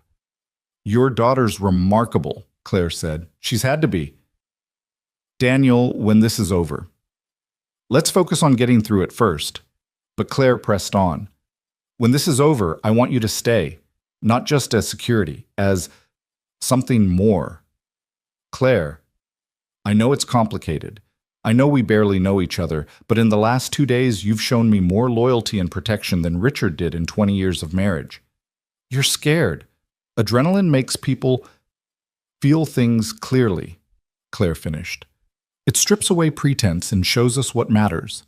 And what matters is that my daughter finally feels safe because you're here. I finally feel safe." Daniel didn't know how to respond to that, so he didn't. He went to the window, watching the street falling back on the familiar comfort of standing watch. Behind him, Claire returned to her laptop, working on exposing the corruption that threatened them all. Mrs. Chen was in the kitchen, somehow making tea from the meager supplies. The girls were quiet on the couch, exhausted innocents finding comfort in proximity. And outside, Tommy was setting things in motion that couldn't be stopped once started. The war Daniel had walked away from had found him anyway, But this time he wasn't fighting for abstract concepts like patriotism or duty. He was fighting for the people in this room, for the possibility of a future that didn't require looking over shoulders and checking shadows. His phone buzzed. Unknown number. He almost ignored it, then recognized the international prefix. He stepped into the hallway to answer. Phoenix. Daniel's blood chilled. Only one person called him that, his former handler, a man who officially didn't exist. Hello, Bishop, Daniel said carefully. Heard you've gotten yourself into some trouble, Phoenix. Nexus Corporation is not an enemy you want. I didn't choose this fight. No, but you're in it now, and from what I hear, you're protecting something precious. If you threaten my daughter... Relax, Phoenix. I'm not calling to threaten. I'm calling to help. Nexus has been a problem for certain interests for some time. Their removal would be, convenient. What are you offering to resources, intelligence, a clean extraction when it's over? And what do you want in return? One job, 6 weeks from now. Off the books your specialty. Daniel closed his eyes. He'd known this was coming, the price for salvation. What kind of job? The kind that saves lives by ending one. The kind you're uniquely qualified for. I don't do that anymore. You don't do it yet. But you will to keep that little girl safe. To keep all of them safe. The mathematics of desperation again. Everything had a price, and the price for Lily's safety was becoming someone she wouldn't recognize. I need to think about it. Think fast, Phoenix. Nexus is mobilizing. Your window is closing. The line went dead. Daniel stood in the hallway, feeling the weight of converging forces. Tommy and his team. Bishop and his shadowy interests. Nexus and their $30 million motivation. All of it crushing down on a modest house in Oak Park, where 2 children were trying to find safety in a world that had suddenly turned predatory. He returned to the main room to find Tommy back inside, expression grim but satisfied. It's done. Meeting tomorrow, neutral ground. Players who want Nexus gone. But Danny, these aren't good people we're getting into bed with. Are we good people? Daniel asked. Tommy considered this. We try to be, sometimes. When we can afford it, then that's enough. As night fell over the safe house, Daniel stood watch while the others tried to rest. Lily had fallen asleep on the couch, her head in Sophia's lap. The teenager was still awake, staring at nothing, processing the betrayal of a father she'd thought she knew.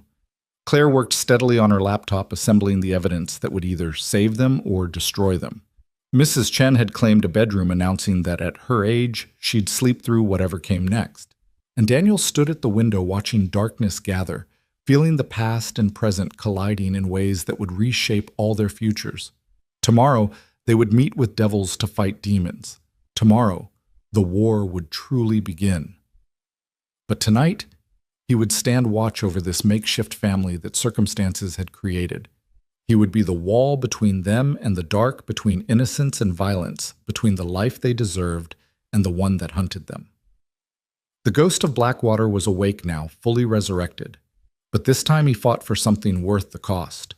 This time he fought for home. The warehouse on Chicago's South Side had been abandoned for a decade, its broken windows like dead eyes watching the dawn. Daniel arrived first an hour before the scheduled meeting, moving through the shadows to check sightlines, escape routes, potential ambush points. Old habits that had kept him alive in places where trust was currency and betrayal was inflation. Tommy arrived 30 minutes later, not bothering with stealth. You always were paranoid, Danny. Paranoid people live longer. They also live alone. Tommy checked his rifle casual as someone reviewing a grocery list. The players will start arriving soon. You sure about this? No, but I'm out of better options. There are always options. You could run. Take Lily disappear. You did it once before. Daniel thought about the safe house where Claire was working through her 3rd pot of coffee, where Sophia was teaching Lily card games, where Mrs. Chen was somehow making breakfast from tactical rations. I have more to protect now. That's what makes you vulnerable. That's what makes me dangerous. The first vehicle arrived at exactly 9 a.m., a black SUV with government plates that shouldn't exist. The man who stepped out was familiar in the way nightmares were familiar. Colonel Marcus Webb retired officially, very much active unofficially. Reed, Webb said, his voice like gravel over broken glass. Heard you went soft. Became a carpenter or something. Construction, Daniel corrected. Same thing. Building instead of destroying. Webb lit a cigarette, the flame briefly illuminating scars that mapped a career in violence. Bishop says you need help with Nexus. Bishop says a lot of things. He also delivers, which is why I'm here. Webb exhaled smoke. Nexus cost me 3 men in Syria. Good men. I owe them pain. More vehicles arrived, a Mercedes carrying a woman in a suit that screamed corporate assassin, a modified pickup with 2 men who moved like special forces. A sit-in so anonymous, it had to be CIA. They gathered in the warehouse's main floor, a council of shadows and necessary evils. Daniel counted 8 people total, each representing interests that would deny this meeting ever happened. Tommy stood beside him, rifle now prominently displayed. Ladies and gentlemen, welcome to the Fuck Nexus Corporation Club. Membership is free, but the price is commitment. The woman in the suit spoke first. I represent certain Silicon Valley interests. Nexus undercut us on a defense AI contract using stolen technology. We want them exposed and dismantled. I want them dead, Webb said flatly. Every board member, every executive who signed off on Syria. That's not what we're here for, Daniel interjected. We're here to coordinate exposure, media, law enforcement, congressional testimony, legal channels. Webb laughed. Legal? That's adorable. You really have gone soft. I've gone smart.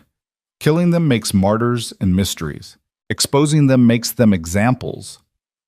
The anonymous sedan's driver finally spoke, a woman with eyes that had seen too much. CIA has no official position on Nexus Corporation. But unofficially, Tommy prompted, unofficially certain intelligence elements would benefit from Nexus's contracts being redistributed, provided it's done cleanly. Daniel pulled out Claire's tablet displaying the files she'd assembled. Financial records showing congressional bribes, shipping manifests for weapons sold to embargoed nations, emails planning the elimination of competitors through violence. The corporate woman leaned forward. This is comprehensive. How did Donovan get all this? Her ex-husband was Nexus's inside man for the hostile takeover. He had access. She had skills. Skills? Her late sister was NSA, taught Claire some tricks before she died. Webb stubbed out his cigarette. So we have evidence. What's the play? Daniel had thought about this all night, standing watch while others slept. Simultaneous release. Every major media outlet, every law enforcement agency, every congressional oversight committee, all at once, too big to suppress. Nexus won't go quietly, the CIA woman observed. They have assets contractors. They'll come at everyone involved. Which is why we need to coordinate protection. Safe houses, security details, contingency plans. That costs money, Webb said. The corporate woman smiled. Money isn't a problem. Nexus's stock will crater once this releases. Certain parties are already positioned to profit from that collapse. Insider trading, Tommy asked. Investment strategy, she corrected. Perfectly legal when the information becomes public. Daniel's phone buzzed. Claire texting, problem at safe house. Come back now. I need to go, Daniel said. We're not done here, Webb protested. Tommy will coordinate. I have an emergency. He left them arguing details, driving fast through morning traffic. Every red light felt eternal, every slow driver a potential obstacle. The text had been brief, but Claire never exaggerated threats. The safe house looked normal from outside, but Daniel parked a block away anyway, approaching on foot. Through the window, he could see Claire at her laptop, but her posture was wrong, too rigid, performative. He circled to the back, picking the lock on the rear door with skills that never faded. Inside, he could hear voices from the living room. Mommy, why is that man pointing a gun at us? Lily's voice, scared but trying to be brave.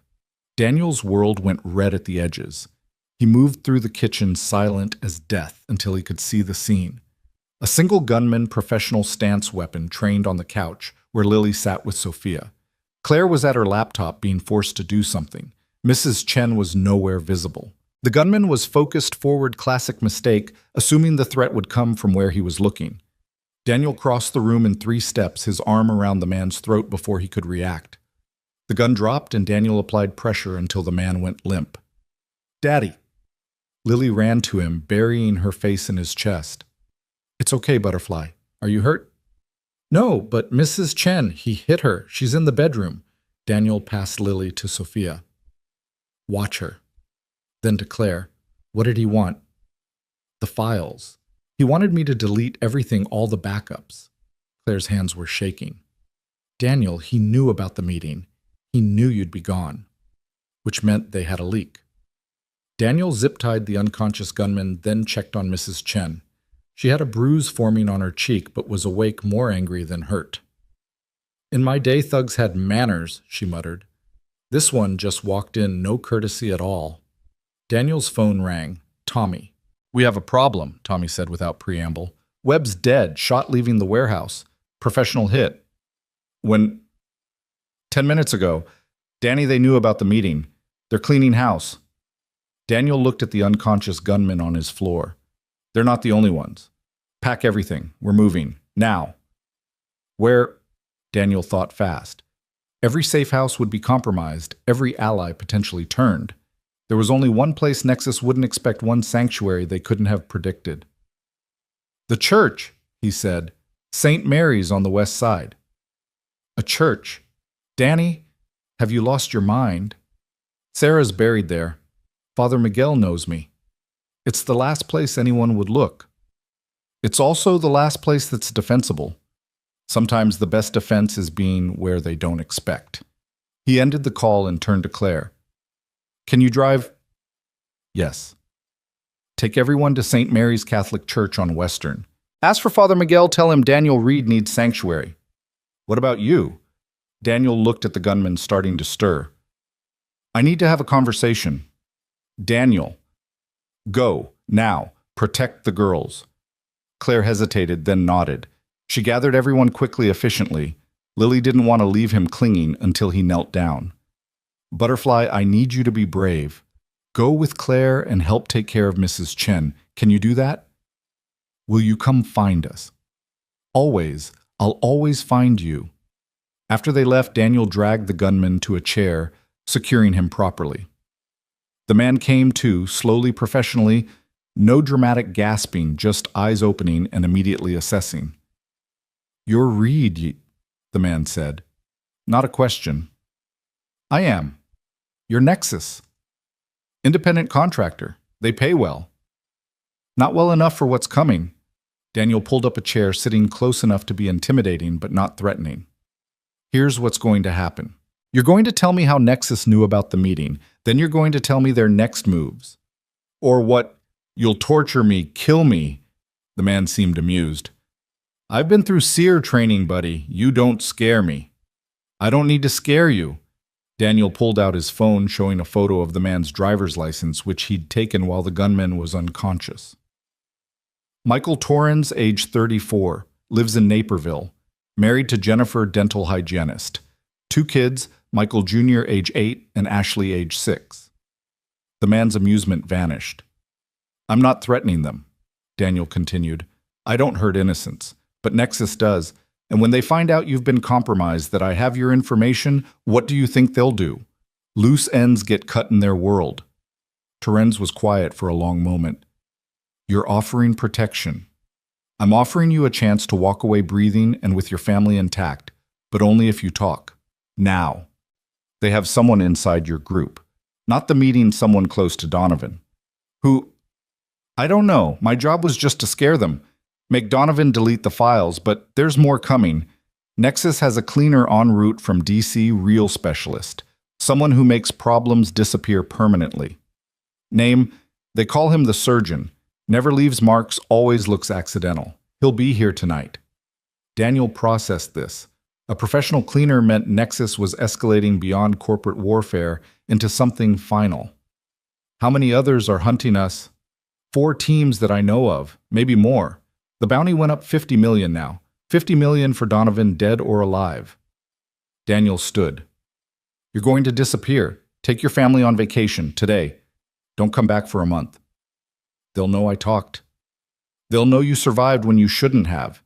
That's enough to mark you anyway. Run or die, your choice. He cut Torrens loose, keeping the gun. The man rubbed his wrists, studying Daniel. You were really Blackwater, among other things. They say you killed an entire unit in Afghanistan. Friendly fire. They say a lot of things. Daniel moved to the door. 30 minutes, then I call Nexus and tell them where to find you. Use the time wisely. St. Mary's Catholic Church stood like a stone prayer in a neighborhood that had forgotten God. The building was old solid, a relic from when the area had been Irish Catholic instead of gentrified hipster. Daniel parked 3 blocks away, approaching carefully, but the streets were empty except for morning joggers and coffee seekers. Father Miguel was waiting at the side entrance, an old man whose eyes had seen suffering and chosen compassion anyway. Daniel, it's been too long. Father, thank you for this. Your friends are in the basement. The young one, Lily, she asked if her mother was here. Daniel's chest tightened. Sarah's been gone 3 years. I know, but the child seemed to think she might be visiting. The priest studied him. She understands death, but not its permanence. She still believes in miracles. Don't we all? The church basement had been converted into a community shelter years ago. Cots, blankets, a small kitchen. Claire was at a folding table, laptop open, working. Sophia sat with Lily, teaching her a card game. Mrs. Chen had claimed a cot and was lying down ice pack on her bruised face. Daddy! Lily ran to him. This place is nice. Father Miguel showed me the windows with colored glass. He says they tell stories. They do, Butterfly. Claire looked up from her laptop. We're secure. For now. Daniel pulled her aside, speaking quietly. We have a leak. Someone close to you is feeding Nexus information. That's impossible. The only people who knew about the safe house were... She stopped, realization dawning. James, my assistant. You sure? He's the only one I told about hiring you.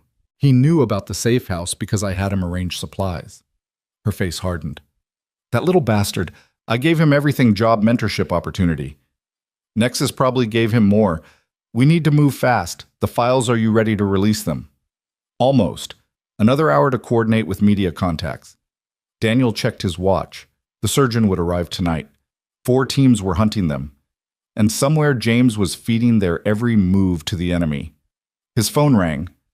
Tommy. Danny, we have a bigger problem. The other players from the meeting, 2 more are dead.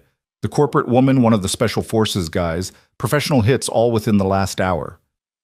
They're eliminating everyone who could expose them. Which means we're next. I'm coming to you. No, stay mobile. Keep moving. Daniel thought fast. Tommy, I need the team. Everyone you trust. Combat ready. You said no violence. That was before they started killing children's guardians. How many can you get? Maybe 6, 7 guys, all solid. Bring them to the church tonight, full tactical. You're making a stand in a church. I'm making a statement. They want to play, we'll play. But on ground, I choose. After ending the call, Daniel found Father Miguel in the sanctuary kneeling before the altar. Father, I need to ask something terrible. The priest rose slowly, joints protesting age. You're going to bring violence to this holy place. Men are coming to kill innocents, children. I need to stop them. Violence begets violence, Daniel. You know this. Sometimes violence prevents greater violence. Sometimes the sword protects the innocent. Father Miguel was quiet for a long moment, then walked to a statue of Saint Michael, the archangel with his sword raised against evil. The church has always struggled with this balance, protection versus peace, justice versus mercy. I'm not asking for permission, Father. I'm asking for forgiveness. After. You assume there will be an after. There will be. For Lily, there has to be. The priest touched the statue's base. Saint Michael, defender of the innocent. Perhaps God works through flawed instruments. I'm definitely flawed. But you're here, protecting those who cannot protect themselves. Father Miguel turned to him. The church has hidden refugees before. During the Second World War, during the Civil Rights Movement. Perhaps this is just another form of sanctuary. Thank you, Father. Don't thank me yet. If you bring violence here, you bring it on all of us. The homeless who shelter here, the families who worship here. I'll minimize the collateral. You can't minimize death, Daniel. You can only choose where it falls. That afternoon, Daniel worked to fortify their position. The church had good bone stone walls, limited entrances, high windows. He positioned furniture to create defensive positions, established sight lines, prepared fallback routes. Lily watched him work, her expression too serious for 9 years old. Are bad people coming again? Maybe Butterfly, but I'll stop them. Like you always do. He knelt beside her. Lily, if something happens, nothing will happen. You won't let it. Her faith was absolute terrifying in its certainty. Claire approached, having heard the exchange. She's right to trust you. Trust doesn't stop bullets. No, but it stops fear. And fear is what Nexus wants. They want us terrified, making mistakes. She held up her laptop. I'm ready. 1 click and everything goes public. Wait until tonight, when they come. You're sure they'll come? $50 million, sure. They can't let you survive with those files. As evening fell, Tommy arrived with his team, 6 men who moved like Daniel moved with economy and purpose. They wore no uniforms, carried no identification, existed in the margins between legal and necessary. Danny. Tommy made introductions with nicknames only. Brick Cowboy, Doc Whisper Gadget, and Bulldog. Daniel recognized the types, if not the faces. Men who'd been shaped by violence into instruments of precision. Men who'd lost everything normal people valued and found brotherhood in the loss. Rules of engagement. Brick asked a mountain of a man with hands that could probably crush stone. Protect the innocents. Everything else is negotiable. In a church, Cowboy had a southern drawl that made everything sound polite. Mama would whip me. Better whooped than dead, Doc observed, checking his medical kit. Daniel positioned them throughout the church, overwatch positions, kill boxes overlapping fields of fire. The sanctuary became a battlefield waiting to happen. Father Miguel watched from the altar, rosary in hand, praying in Latin. Mrs. Chen had refused to be moved to safer quarters, declaring that at her age excitement was better than boredom. Sophia stayed with Lily, the 2 girls now inseparable in their shared fear. Night came slowly, then all at once. Daniel was at the main entrance when he saw them, 3 vehicles approaching without headlights, gliding through darkness, like sharks through deep water. He keyed his radio. Contact. 3 vehicles, probably 4 or 5 per vehicle. They're not trying to hide. Confident, Tommy observed from his position in the choir loft. Or stupid. Both can be fatal. The vehicles stopped 50 yards from the church. Figures emerged, spreading out with professional precision. Daniel counted 15, maybe more. They'd brought an army for what they thought would be an execution.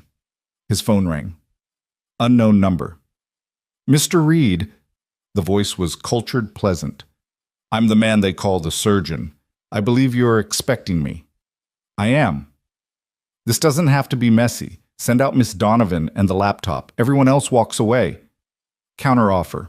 You leave now, and I don't demonstrate why I was very good at making people disappear in places nobody talked about. The surgeon laughed. Ah, yes, the ghost of Blackwater. Tell me, Mr. Reed, how many men did you really kill in Afghanistan? 12. They were selling weapons to the Taliban, weapons that killed Americans. Command wanted it handled quietly. And you handled it. I did what was necessary. As will I. You have 5 minutes to reconsider. The line went dead. Daniel looked back at Claire, who was listening from the doorway. Send it, he said. All of it. Now. She opened her laptop, fingers flying across keys. Sending to 47 media outlets, 16 law enforcement agencies, 12 congressional offices. She hit enter. Done. Then we hold. The first wave came exactly 5 minutes later. Smoke grenades through the windows meant to disorient. But Tommy and his team had dealt with worse, in places where the smoke was white phosphorus and the stakes were national security. Movement north entrance, Whisper reported, his voice barely audible even through comms. 3 more west side, Gadget added. Hold fire, Daniel commanded. Let them commit. The attackers flowed in like water, finding cracks professional but predictable. They expected scattered civilians, not organized resistance. The first one through the north door took a tranquilizer dart from Doc Non-Lethal as promised to Father Miguel. But the second one met Brick's fist, which was arguably worse than a bullet. "Contact rear cut," Bulldog announced, his rifle barking twice. The church erupted. Not chaos, orchestrated violence, contained and precise. Tommy's team moved like a machine, each part supporting the others. Daniel stayed central, coordinating until he saw movement toward the basement stairs, toward the girls. He moved, intercepting two attackers who'd flanked the main fight. The first one saw him coming, raising his weapon, but Daniel was already inside his guard. Palm strike to the throat, knee to the solar plexus, elbow to the temple. The man dropped. The second attacker was faster, better. They traded strikes, a brutal dance in the church aisle. The attacker pulled a knife, slashing in patterns that spoke of training. Daniel caught the wrist, redirecting the blade into the attacker's own thigh, then dropped him with a chokehold. "Daddy!" Lily's voice from the basement. Terror, pure and sharp. Daniel ran, taking the stairs 3 at a time. In the basement, the surgeon stood behind Lily, gun to her head, using her as a shield. Claire and Sophia were backed against the wall. Mrs. Chen was on the floor, blood on her temple. "Ah, Mr. Reed," the surgeon said pleasantly. "Now, we can discuss terms properly. Let her go. The files have been sent, I assume unfortunate, but not irreversible. Nexus has resources. Media can be influenced, stories can be buried, but we need Ms. Donovan to recant publicly. Say it was all fabricated." "That won't happen," Claire said. "It will, or this child dies. Then the older one. Then the old woman.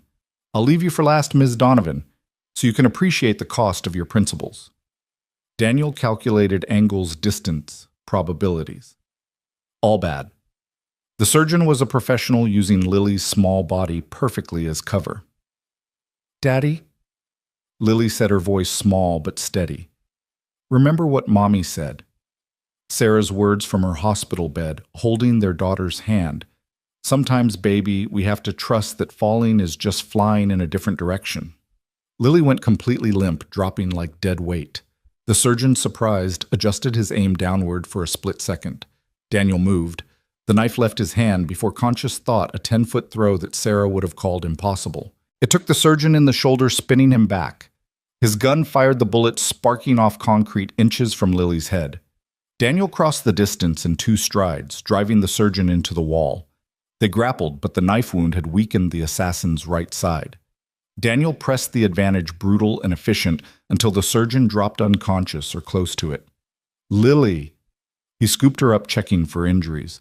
"Are you hurt?" "No, Daddy. I remembered Mommy's story about trust falling." She was crying now, the brave facade cracking. "Was that right?" "That was perfect, Butterfly. Perfect." Footsteps on the stairs. Tommy appeared, rifle ready. "Clear upstairs. They're pulling back." "How many down, shit?" 6 captured, 3 wounded, rest retreated. Our side, minor injuries only. Doc's patching people up. Daniel looked at the surgeon, unconscious and bleeding. "Call 911. Multiple casualties, terrorist attack on a church. Let the media sort it out. The cops will have questions, and Claire has answers. Nexus Corporation just attacked a church to silence a whistleblower. That's the story that'll run beside their leaked files." An hour later, the church looked like a crime scene, from a movie police tape, ambulances, news vans already gathering. Daniel watched from the shadows as Claire gave her statement to detectives as the captured attackers were led away, as the surgeon was loaded into an ambulance under police guard. Father Miguel found him in the sanctuary, looking at the damaged windows, the blood on sacred ground. "I'm sorry," Daniel said. Are you sorry it was necessary?" Daniel considered. "Both. That's honest, at least." The priest looked at the statue of St. Michael. "Evil came here tonight. It was met with resistance. Perhaps not the resistance I would choose, but effective nonetheless. Father, I need one more favor. Besides sheltering fugitives and allowing violence in God's house, I need you to marry us." Father Miguel blinked. "I'm sorry." Daniel pulled out a ring, simple silver, purchased from a pawn shop that afternoon with the last of his cash. "Claire Donovan, I need you to marry us. Tonight." Daniel, marriage is a sacrament, not a tactical decision. It's both. If we're married, she can't be compelled to testify against me, and I can't be compelled against her, but also, he looked through the doorway to where Claire was holding Lily, both of them wrapped in shock blankets, surrounded by chaos, but focused only on each other. Also, when you find someone willing to stand in hell with you, you don't let them go. She's agreed to this. I haven't asked yet. Father Miguel almost smiled. You're proposing marriage after a gunfight in a damaged church with police everywhere.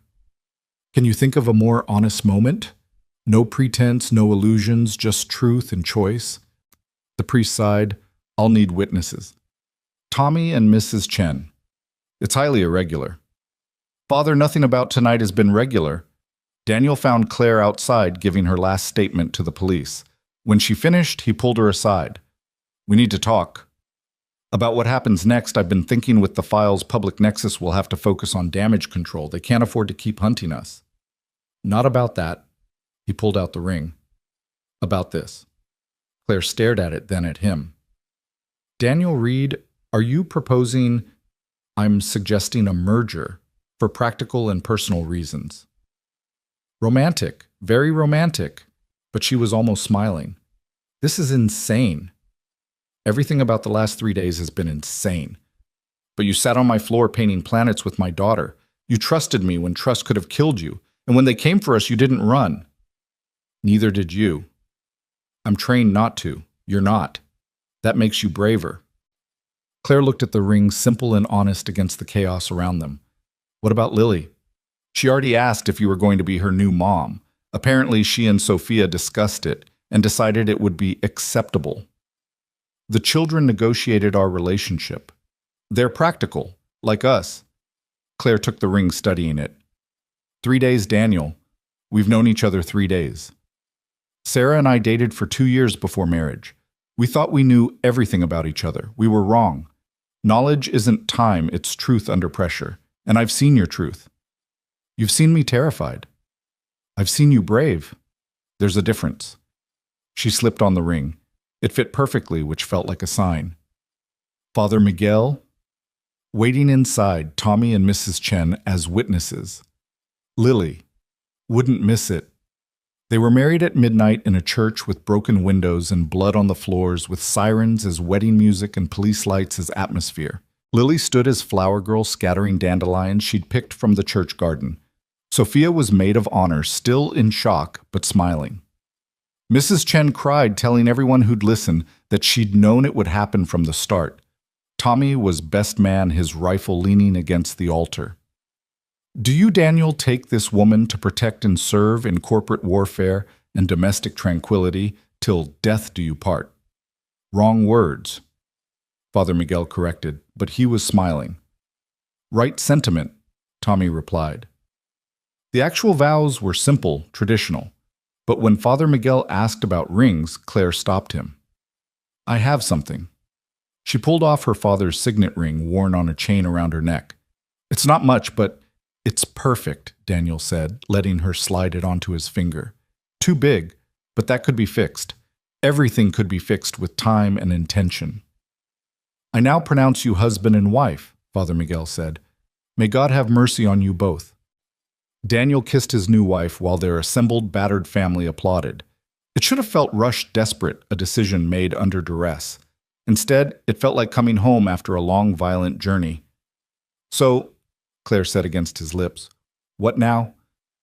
Now we disappear for a while.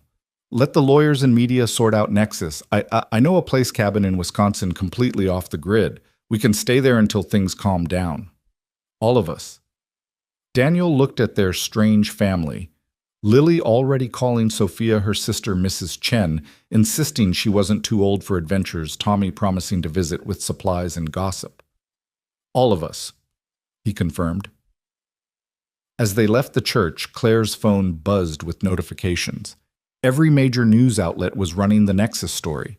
Stock futures were crashing. Congressional hearings were being called. The $50 million bounty had become worthless. Killing them now would only confirm the truth of the exposed files. They'd won. Somehow, impossibly, they'd won. In the car driving toward an uncertain but hopeful future, Lily fell asleep between her new parents. Sophia dozed in the back, finally safe enough to rest. Mrs. Chen snored softly, claiming the entire third row. "This is crazy," Claire said softly. "This entire thing. It's completely crazy." "Crazy's relative," Daniel replied, watching the road, always watching. "Compared to my time in Afghanistan, this is downright rational. I'm serious. We just got married, in a church, after a gunfight, with a 9-year-old as flower girl and a sniper as best man. When you put it like that, it sounds almost romantic." Claire laughed, exhausted but real. "You have a strange definition of romance, Mr. Reed." "Mrs. Reed," he corrected. "And you haven't seen anything yet. Wait until I show you my idea of a honeymoon teaching you counter-surveillance techniques and small arms proficiency. Actually, that sounds useful.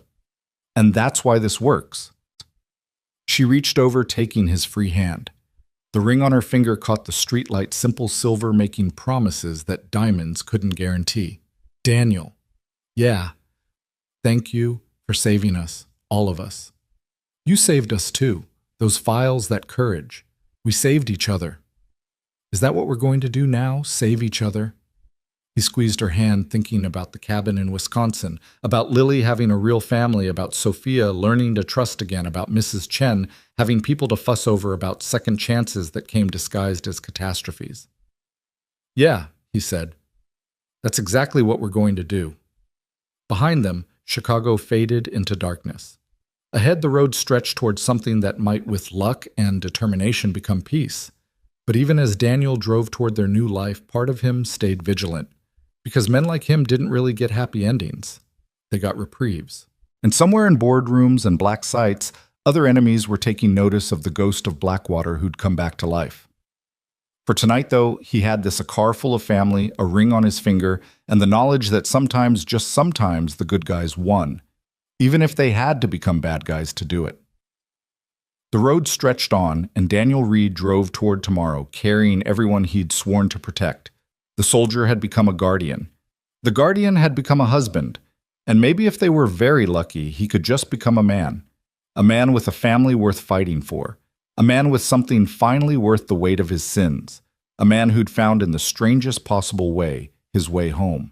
The cabin in Wisconsin sat on 40 acres of pine forest, invisible from the main road, accessible only by a dirt track that Daniel had swept for surveillance devices twice before allowing the family to enter.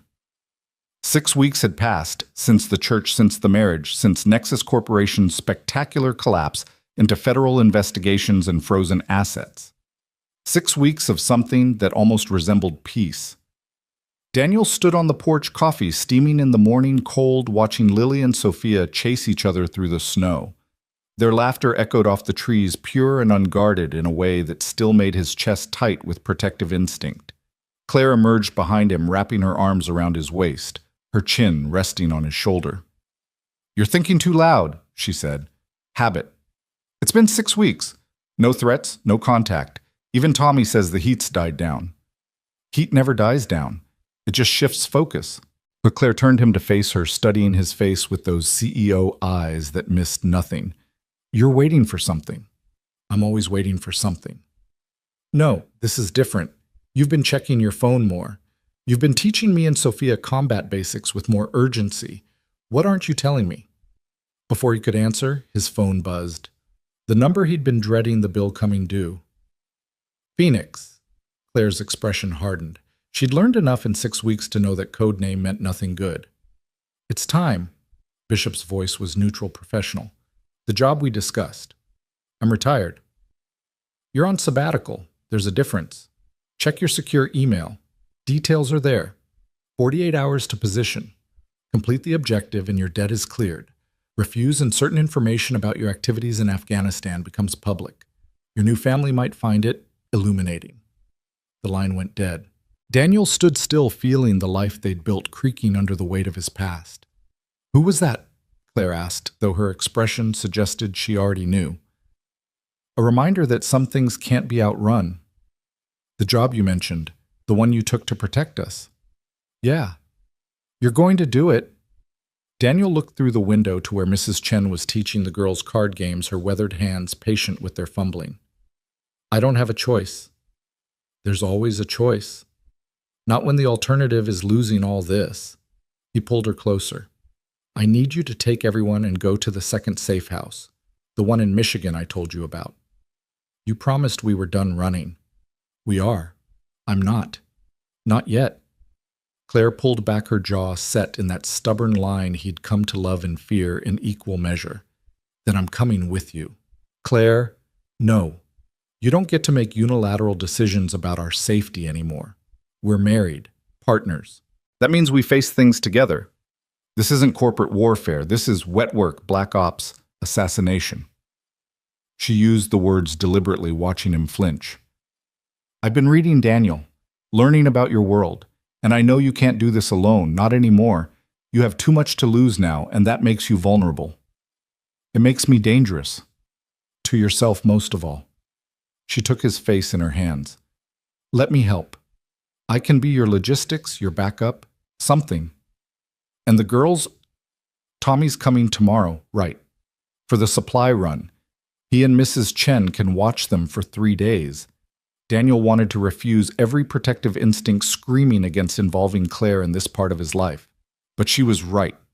He was different now, weighted with connections that could make him hesitate at crucial moments. If you come, you follow my lead, absolutely. No questions, no hesitation. Agreed. And we tell the girls we're going on a brief business trip. They don't need to know that Daddy's going to kill someone. Lily's voice from the doorway, small and knowing. Daniel's blood froze. His daughter stood there in her snowsuit cheeks, red from cold eyes, too understanding for 9 years old. Butterfly. I heard the phone. I know that voice makes you scared. She walked to him, taking his hand with complete trust. Are you going to hurt bad people? Daniel knelt to her level, searching for words that wouldn't be lies but wouldn't destroy her innocence. Sometimes to protect good people, someone has to stop bad people. And you're the someone. This time, yes. Lily considered this with that serious expression that reminded him so much of Sarah. Will you come back? Always. Promise. I promise. She hugged him tight, then pulled back. Claire's going too. I might be, Claire said carefully. Good. Daddy needs someone to watch him. He thinks he's alone, but he's not. Lily looked between them. Sophia and I will take care of Mrs. Chen. We're responsible now. The simple declaration broke something in Daniel. This was what he'd been trying to protect, not just their physical safety, but their ability to be children. And here was his daughter, 9 years old already, learning to carry weight she shouldn't have to bear. That night, after the girls were asleep, Daniel opened the secure email. The target was a man named Victor Kozlov, arms dealer operating out of Detroit, selling weapons-grade plutonium to the highest bidder, the kind of sale that could put nuclear capability in the hands of terrorists or rogue states. Jesus, Claire breathed, reading over his shoulder. This is real as it gets. And the government can't handle this officially because Kozlov has diplomatic immunity. He's technically a cultural attaché at the Russian consulate. Touching him officially means international incident. So they send you. They send someone who doesn't exist to remove someone who shouldn't exist. Claire studied the intelligence package photos, schedules, security details. Her business mind was already working, seeing patterns. He has a weakness. Everyone does. No, look. Every Thursday he goes to the same restaurant, the Silver Moon, high-end exclusive. He takes his mistress. Security sweep shows 8 bodyguards minimum. But here, Claire pulled up the restaurant's blueprint on her laptop skills she'd developed investigating Nexus, proving useful. Private dining room on the 2nd floor. Only one entrance, but there's a service elevator that connects to the kitchen. Daniel looked at his wife, his brilliant, terrifying wife, who was adapting to his world with disturbing efficiency. You're not coming into the building. I'm your overwatch. You taught me that term. Someone watching the watchers. This isn't a training exercise. No, it's a marriage. For better or worse, remember. Tommy arrived the next morning, taking one look at Daniel's packed gear and sighing. Back in the game. One last job. It's never just one. Tommy looked at Claire. And you're going with him. Someone needs to make sure he comes home. That someone should be me or the team. The team doesn't have as much invested in his survival, Claire said simply. Tommy considered this, then laughed. You know what? You're right. Danny, your wife, has bigger balls than half my unit. Thanks, I think, Claire said. They left that afternoon after lengthy instructions to Mrs. Chen about the girls' routines after promises to Sophia that they'd be back soon after one last hug from Lily that lasted just a little too long. The drive to Detroit took 6 hours, Daniel teaching Claire fieldcraft as they went, how to spot surveillance, how to establish safe communication, how to disappear in plain sight. You're a natural at this, he said, as she successfully identified the third tail car he'd arranged for Tommy to put on them as practice. I spent 20 years in corporate America. Paranoia and strategy are prerequisites. They checked into separate hotels under different names, meeting at a third location, a coffee shop with good sight lines and multiple exits. Claire had transformed herself with surprising skill, her CEO polish replaced with middle American tourist blandness. Kozlov's at the consulate now, she reported, having spent the afternoon conducting surveillance from a building across the street. Security is tight but predictable. Shift changes at 6 and midnight. And tomorrow night. Reservation at the Silver Moon, 8 p.m. Table for 2 in the private dining room, just like every Thursday. Daniel studied the photos she'd taken, the angles she'd calculated. His wife had become something he'd never expected an operational asset. I need you to understand something, he said. Once this starts, there's no stopping. No hesitation. If things go wrong, I follow the extraction protocol you taught me. Rally point alpha, then beta if compromised. She recited it perfectly. Daniel, I understand the stakes. Do you understand what it means? What I'm about to do. This isn't self-defense or protecting innocence. This is premeditated murder. Claire was quiet for a moment. No, it's preventing mass murder. That plutonium Kozlov's selling could kill thousands. You're not the villain here. I'm not the hero either. No, you're something more complicated. You're necessary. That night, Daniel sat in his hotel room assembling the weapon he'd acquired from one of Tommy's contacts, untraceable, reliable, quiet. His hands moved automatically, muscle memory from 100 similar nights in places that didn't officially exist. His phone buzzed. A text from Lily. Daddy, I love you. Sophia says love is protection. Be protected. He stared at the message, feeling the weight of every choice that had brought him here. Then another text from Claire. In position, eyes on target arriving, 8 bodyguards, 2 advance, 6 close. You were right about the pattern. Daniel moved, becoming the ghost he'd once been. The service entrance Claire had identified was minimally guarded. One man bored, scrolling his phone. Daniel approached from behind, chokehold applied with precision. The guard went down unconscious, zip-tied and gagged in seconds. The service elevator was ancient, creaking as it rose. Daniel counted floors, visualizing the blueprint Claire had shown him. Second floor, turn left, third door. The private dining room where Kozlov held court, believing himself untouchable. The hallway was empty. Claire's doing. She'd called in a fire alarm to the kitchen, drawing staff away. 30 seconds, maybe 45, before they realized it was false. Daniel opened the door silently. Kozlov sat facing away, gesturing with a wine glass, telling his mistress about deals that would reshape global terror. 2 bodyguards flanked him, but they were watching the main entrance, not the service door. The first guard turned as Daniel entered, hand moving to his weapon. Daniel's knife took him in the throat, silent and final. The second guard managed to clear his holster before Daniel's elbow crushed his windpipe. Kozlov turned, wine-spilling eyes widening in recognition of death approaching. Wait. Victor Kozlov, Daniel said quietly. You've been judged. I have money. You have plutonium, and buyers who would use it to burn the world. The mistress screamed. Daniel ignored her, focused on Kozlov, who was reaching for something under the table, a panic button, a weapon. It didn't matter. The shot was quiet, suppressed to a whisper. Kozlov fell back, a neat hole in his forehead, surprise frozen on his face. The plutonium deal would die with him. The network scattered, the threat neutralized. The mistress was still screaming. Daniel zip-tied her to the chair. She'd be found questioned, released. Collateral witness, not collateral damage. Moving, he said into his calm. Guards responding to the fire alarm are returning. Claire's voice steady despite what she'd just heard. Main stairs compromised. Take the west fire escape. Daniel moved down metal stairs slick with Detroit winter into an alley that smelled of garbage and broken dreams. A car waited Claire behind the wheel, engine running. Drive normal, he said, sliding into the passenger seat. She pulled out smoothly, just another couple leaving dinner, but her hands were trembling slightly on the wheel. You okay? He asked. I just listened to you kill someone. Yeah. It was quieter than I expected. Usually is. They drove in silence until they reached the highway Detroit falling away behind them. Finally, Claire spoke. Do you feel anything? Daniel considered lying, then chose truth. Relief. That it's over. That it was clean. That I'm driving away with you instead of in a body bag. Not guilt. Kozlov was going to enable mass murder for profit.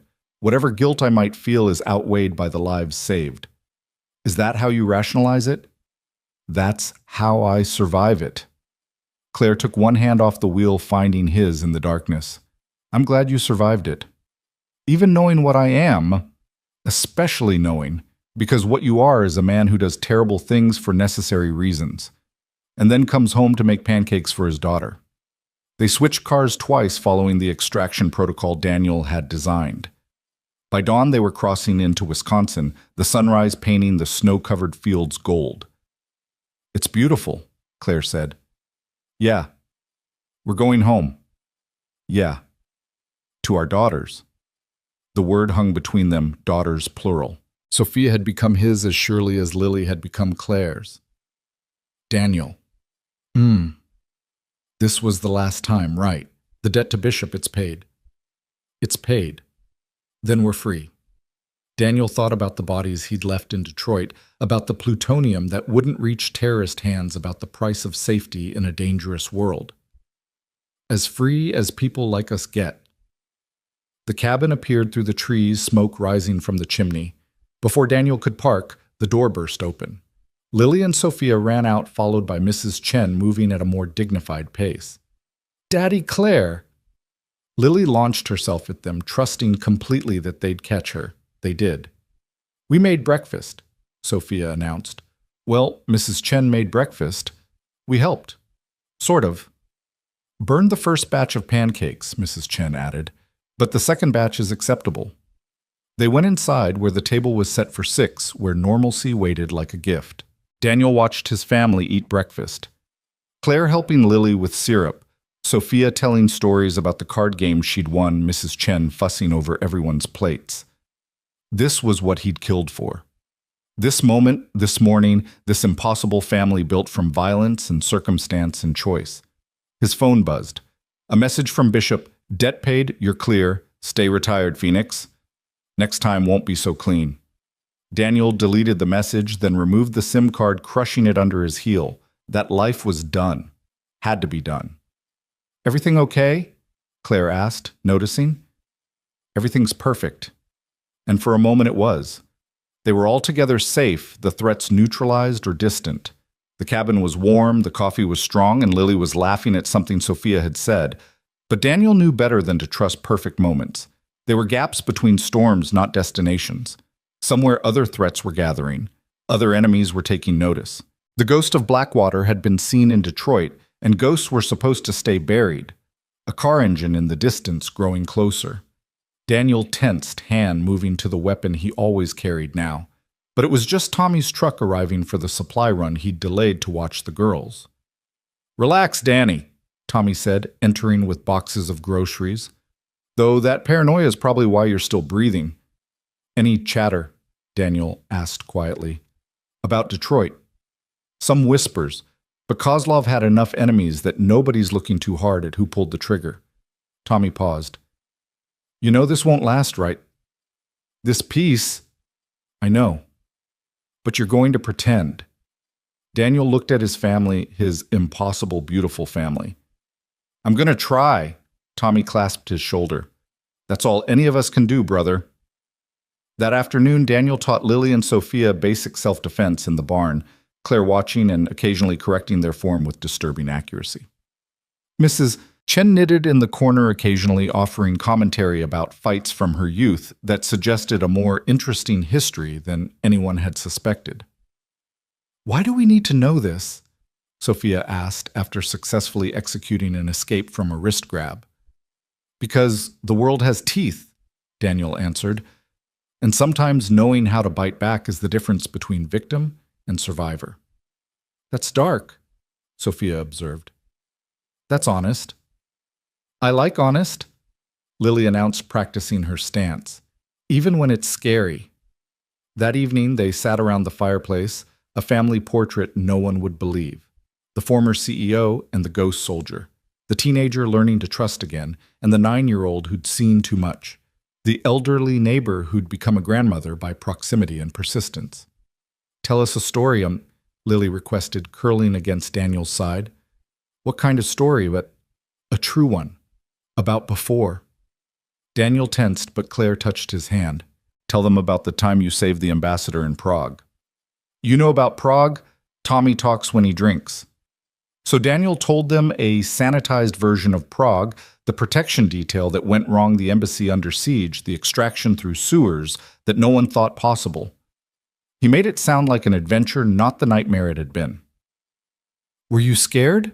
Sophia asked. Terrified. But you did it anyway. Fear and action aren't mutually exclusive. The bravest people are often the most scared. They just don't let fear make their choices. Is that why you married Claire after 3 days? Lily asked innocently. Because you were scared, but brave. Claire laughed, surprising everyone, including herself. Your father proposed in a church surrounded by police with blood on the floor and sirens as our wedding march. I think we passed scared and went straight to insane. But good insane, Mrs. Chen added. The best families are built on a foundation of shared insanity. As the night deepened and the fire burned low, Daniel held his family close and tried to believe in endings. Tried to believe that a man could walk away from shadows and into light. Tried to believe that the past could stay buried if you just piled enough love on top of it. His phone sat silent on the mantel, no more coded messages or debts to pay. Tomorrow, Lily had a science project due, solar systems and painted planets. Sophia wanted to learn to drive on the back roads. Claire had corporate contracts to review legitimate ones now. Mrs. Chen had announced she was teaching everyone to make proper dumplings. Normal things, possible things. Things worth protecting. Outside, snow began to fall, covering their tracks, hiding them from the world that hunted men like Daniel Reed. Inside, his daughter laughed at something Claire whispered, and for a moment, just a moment, the ghost of Blackwater believed in resurrection.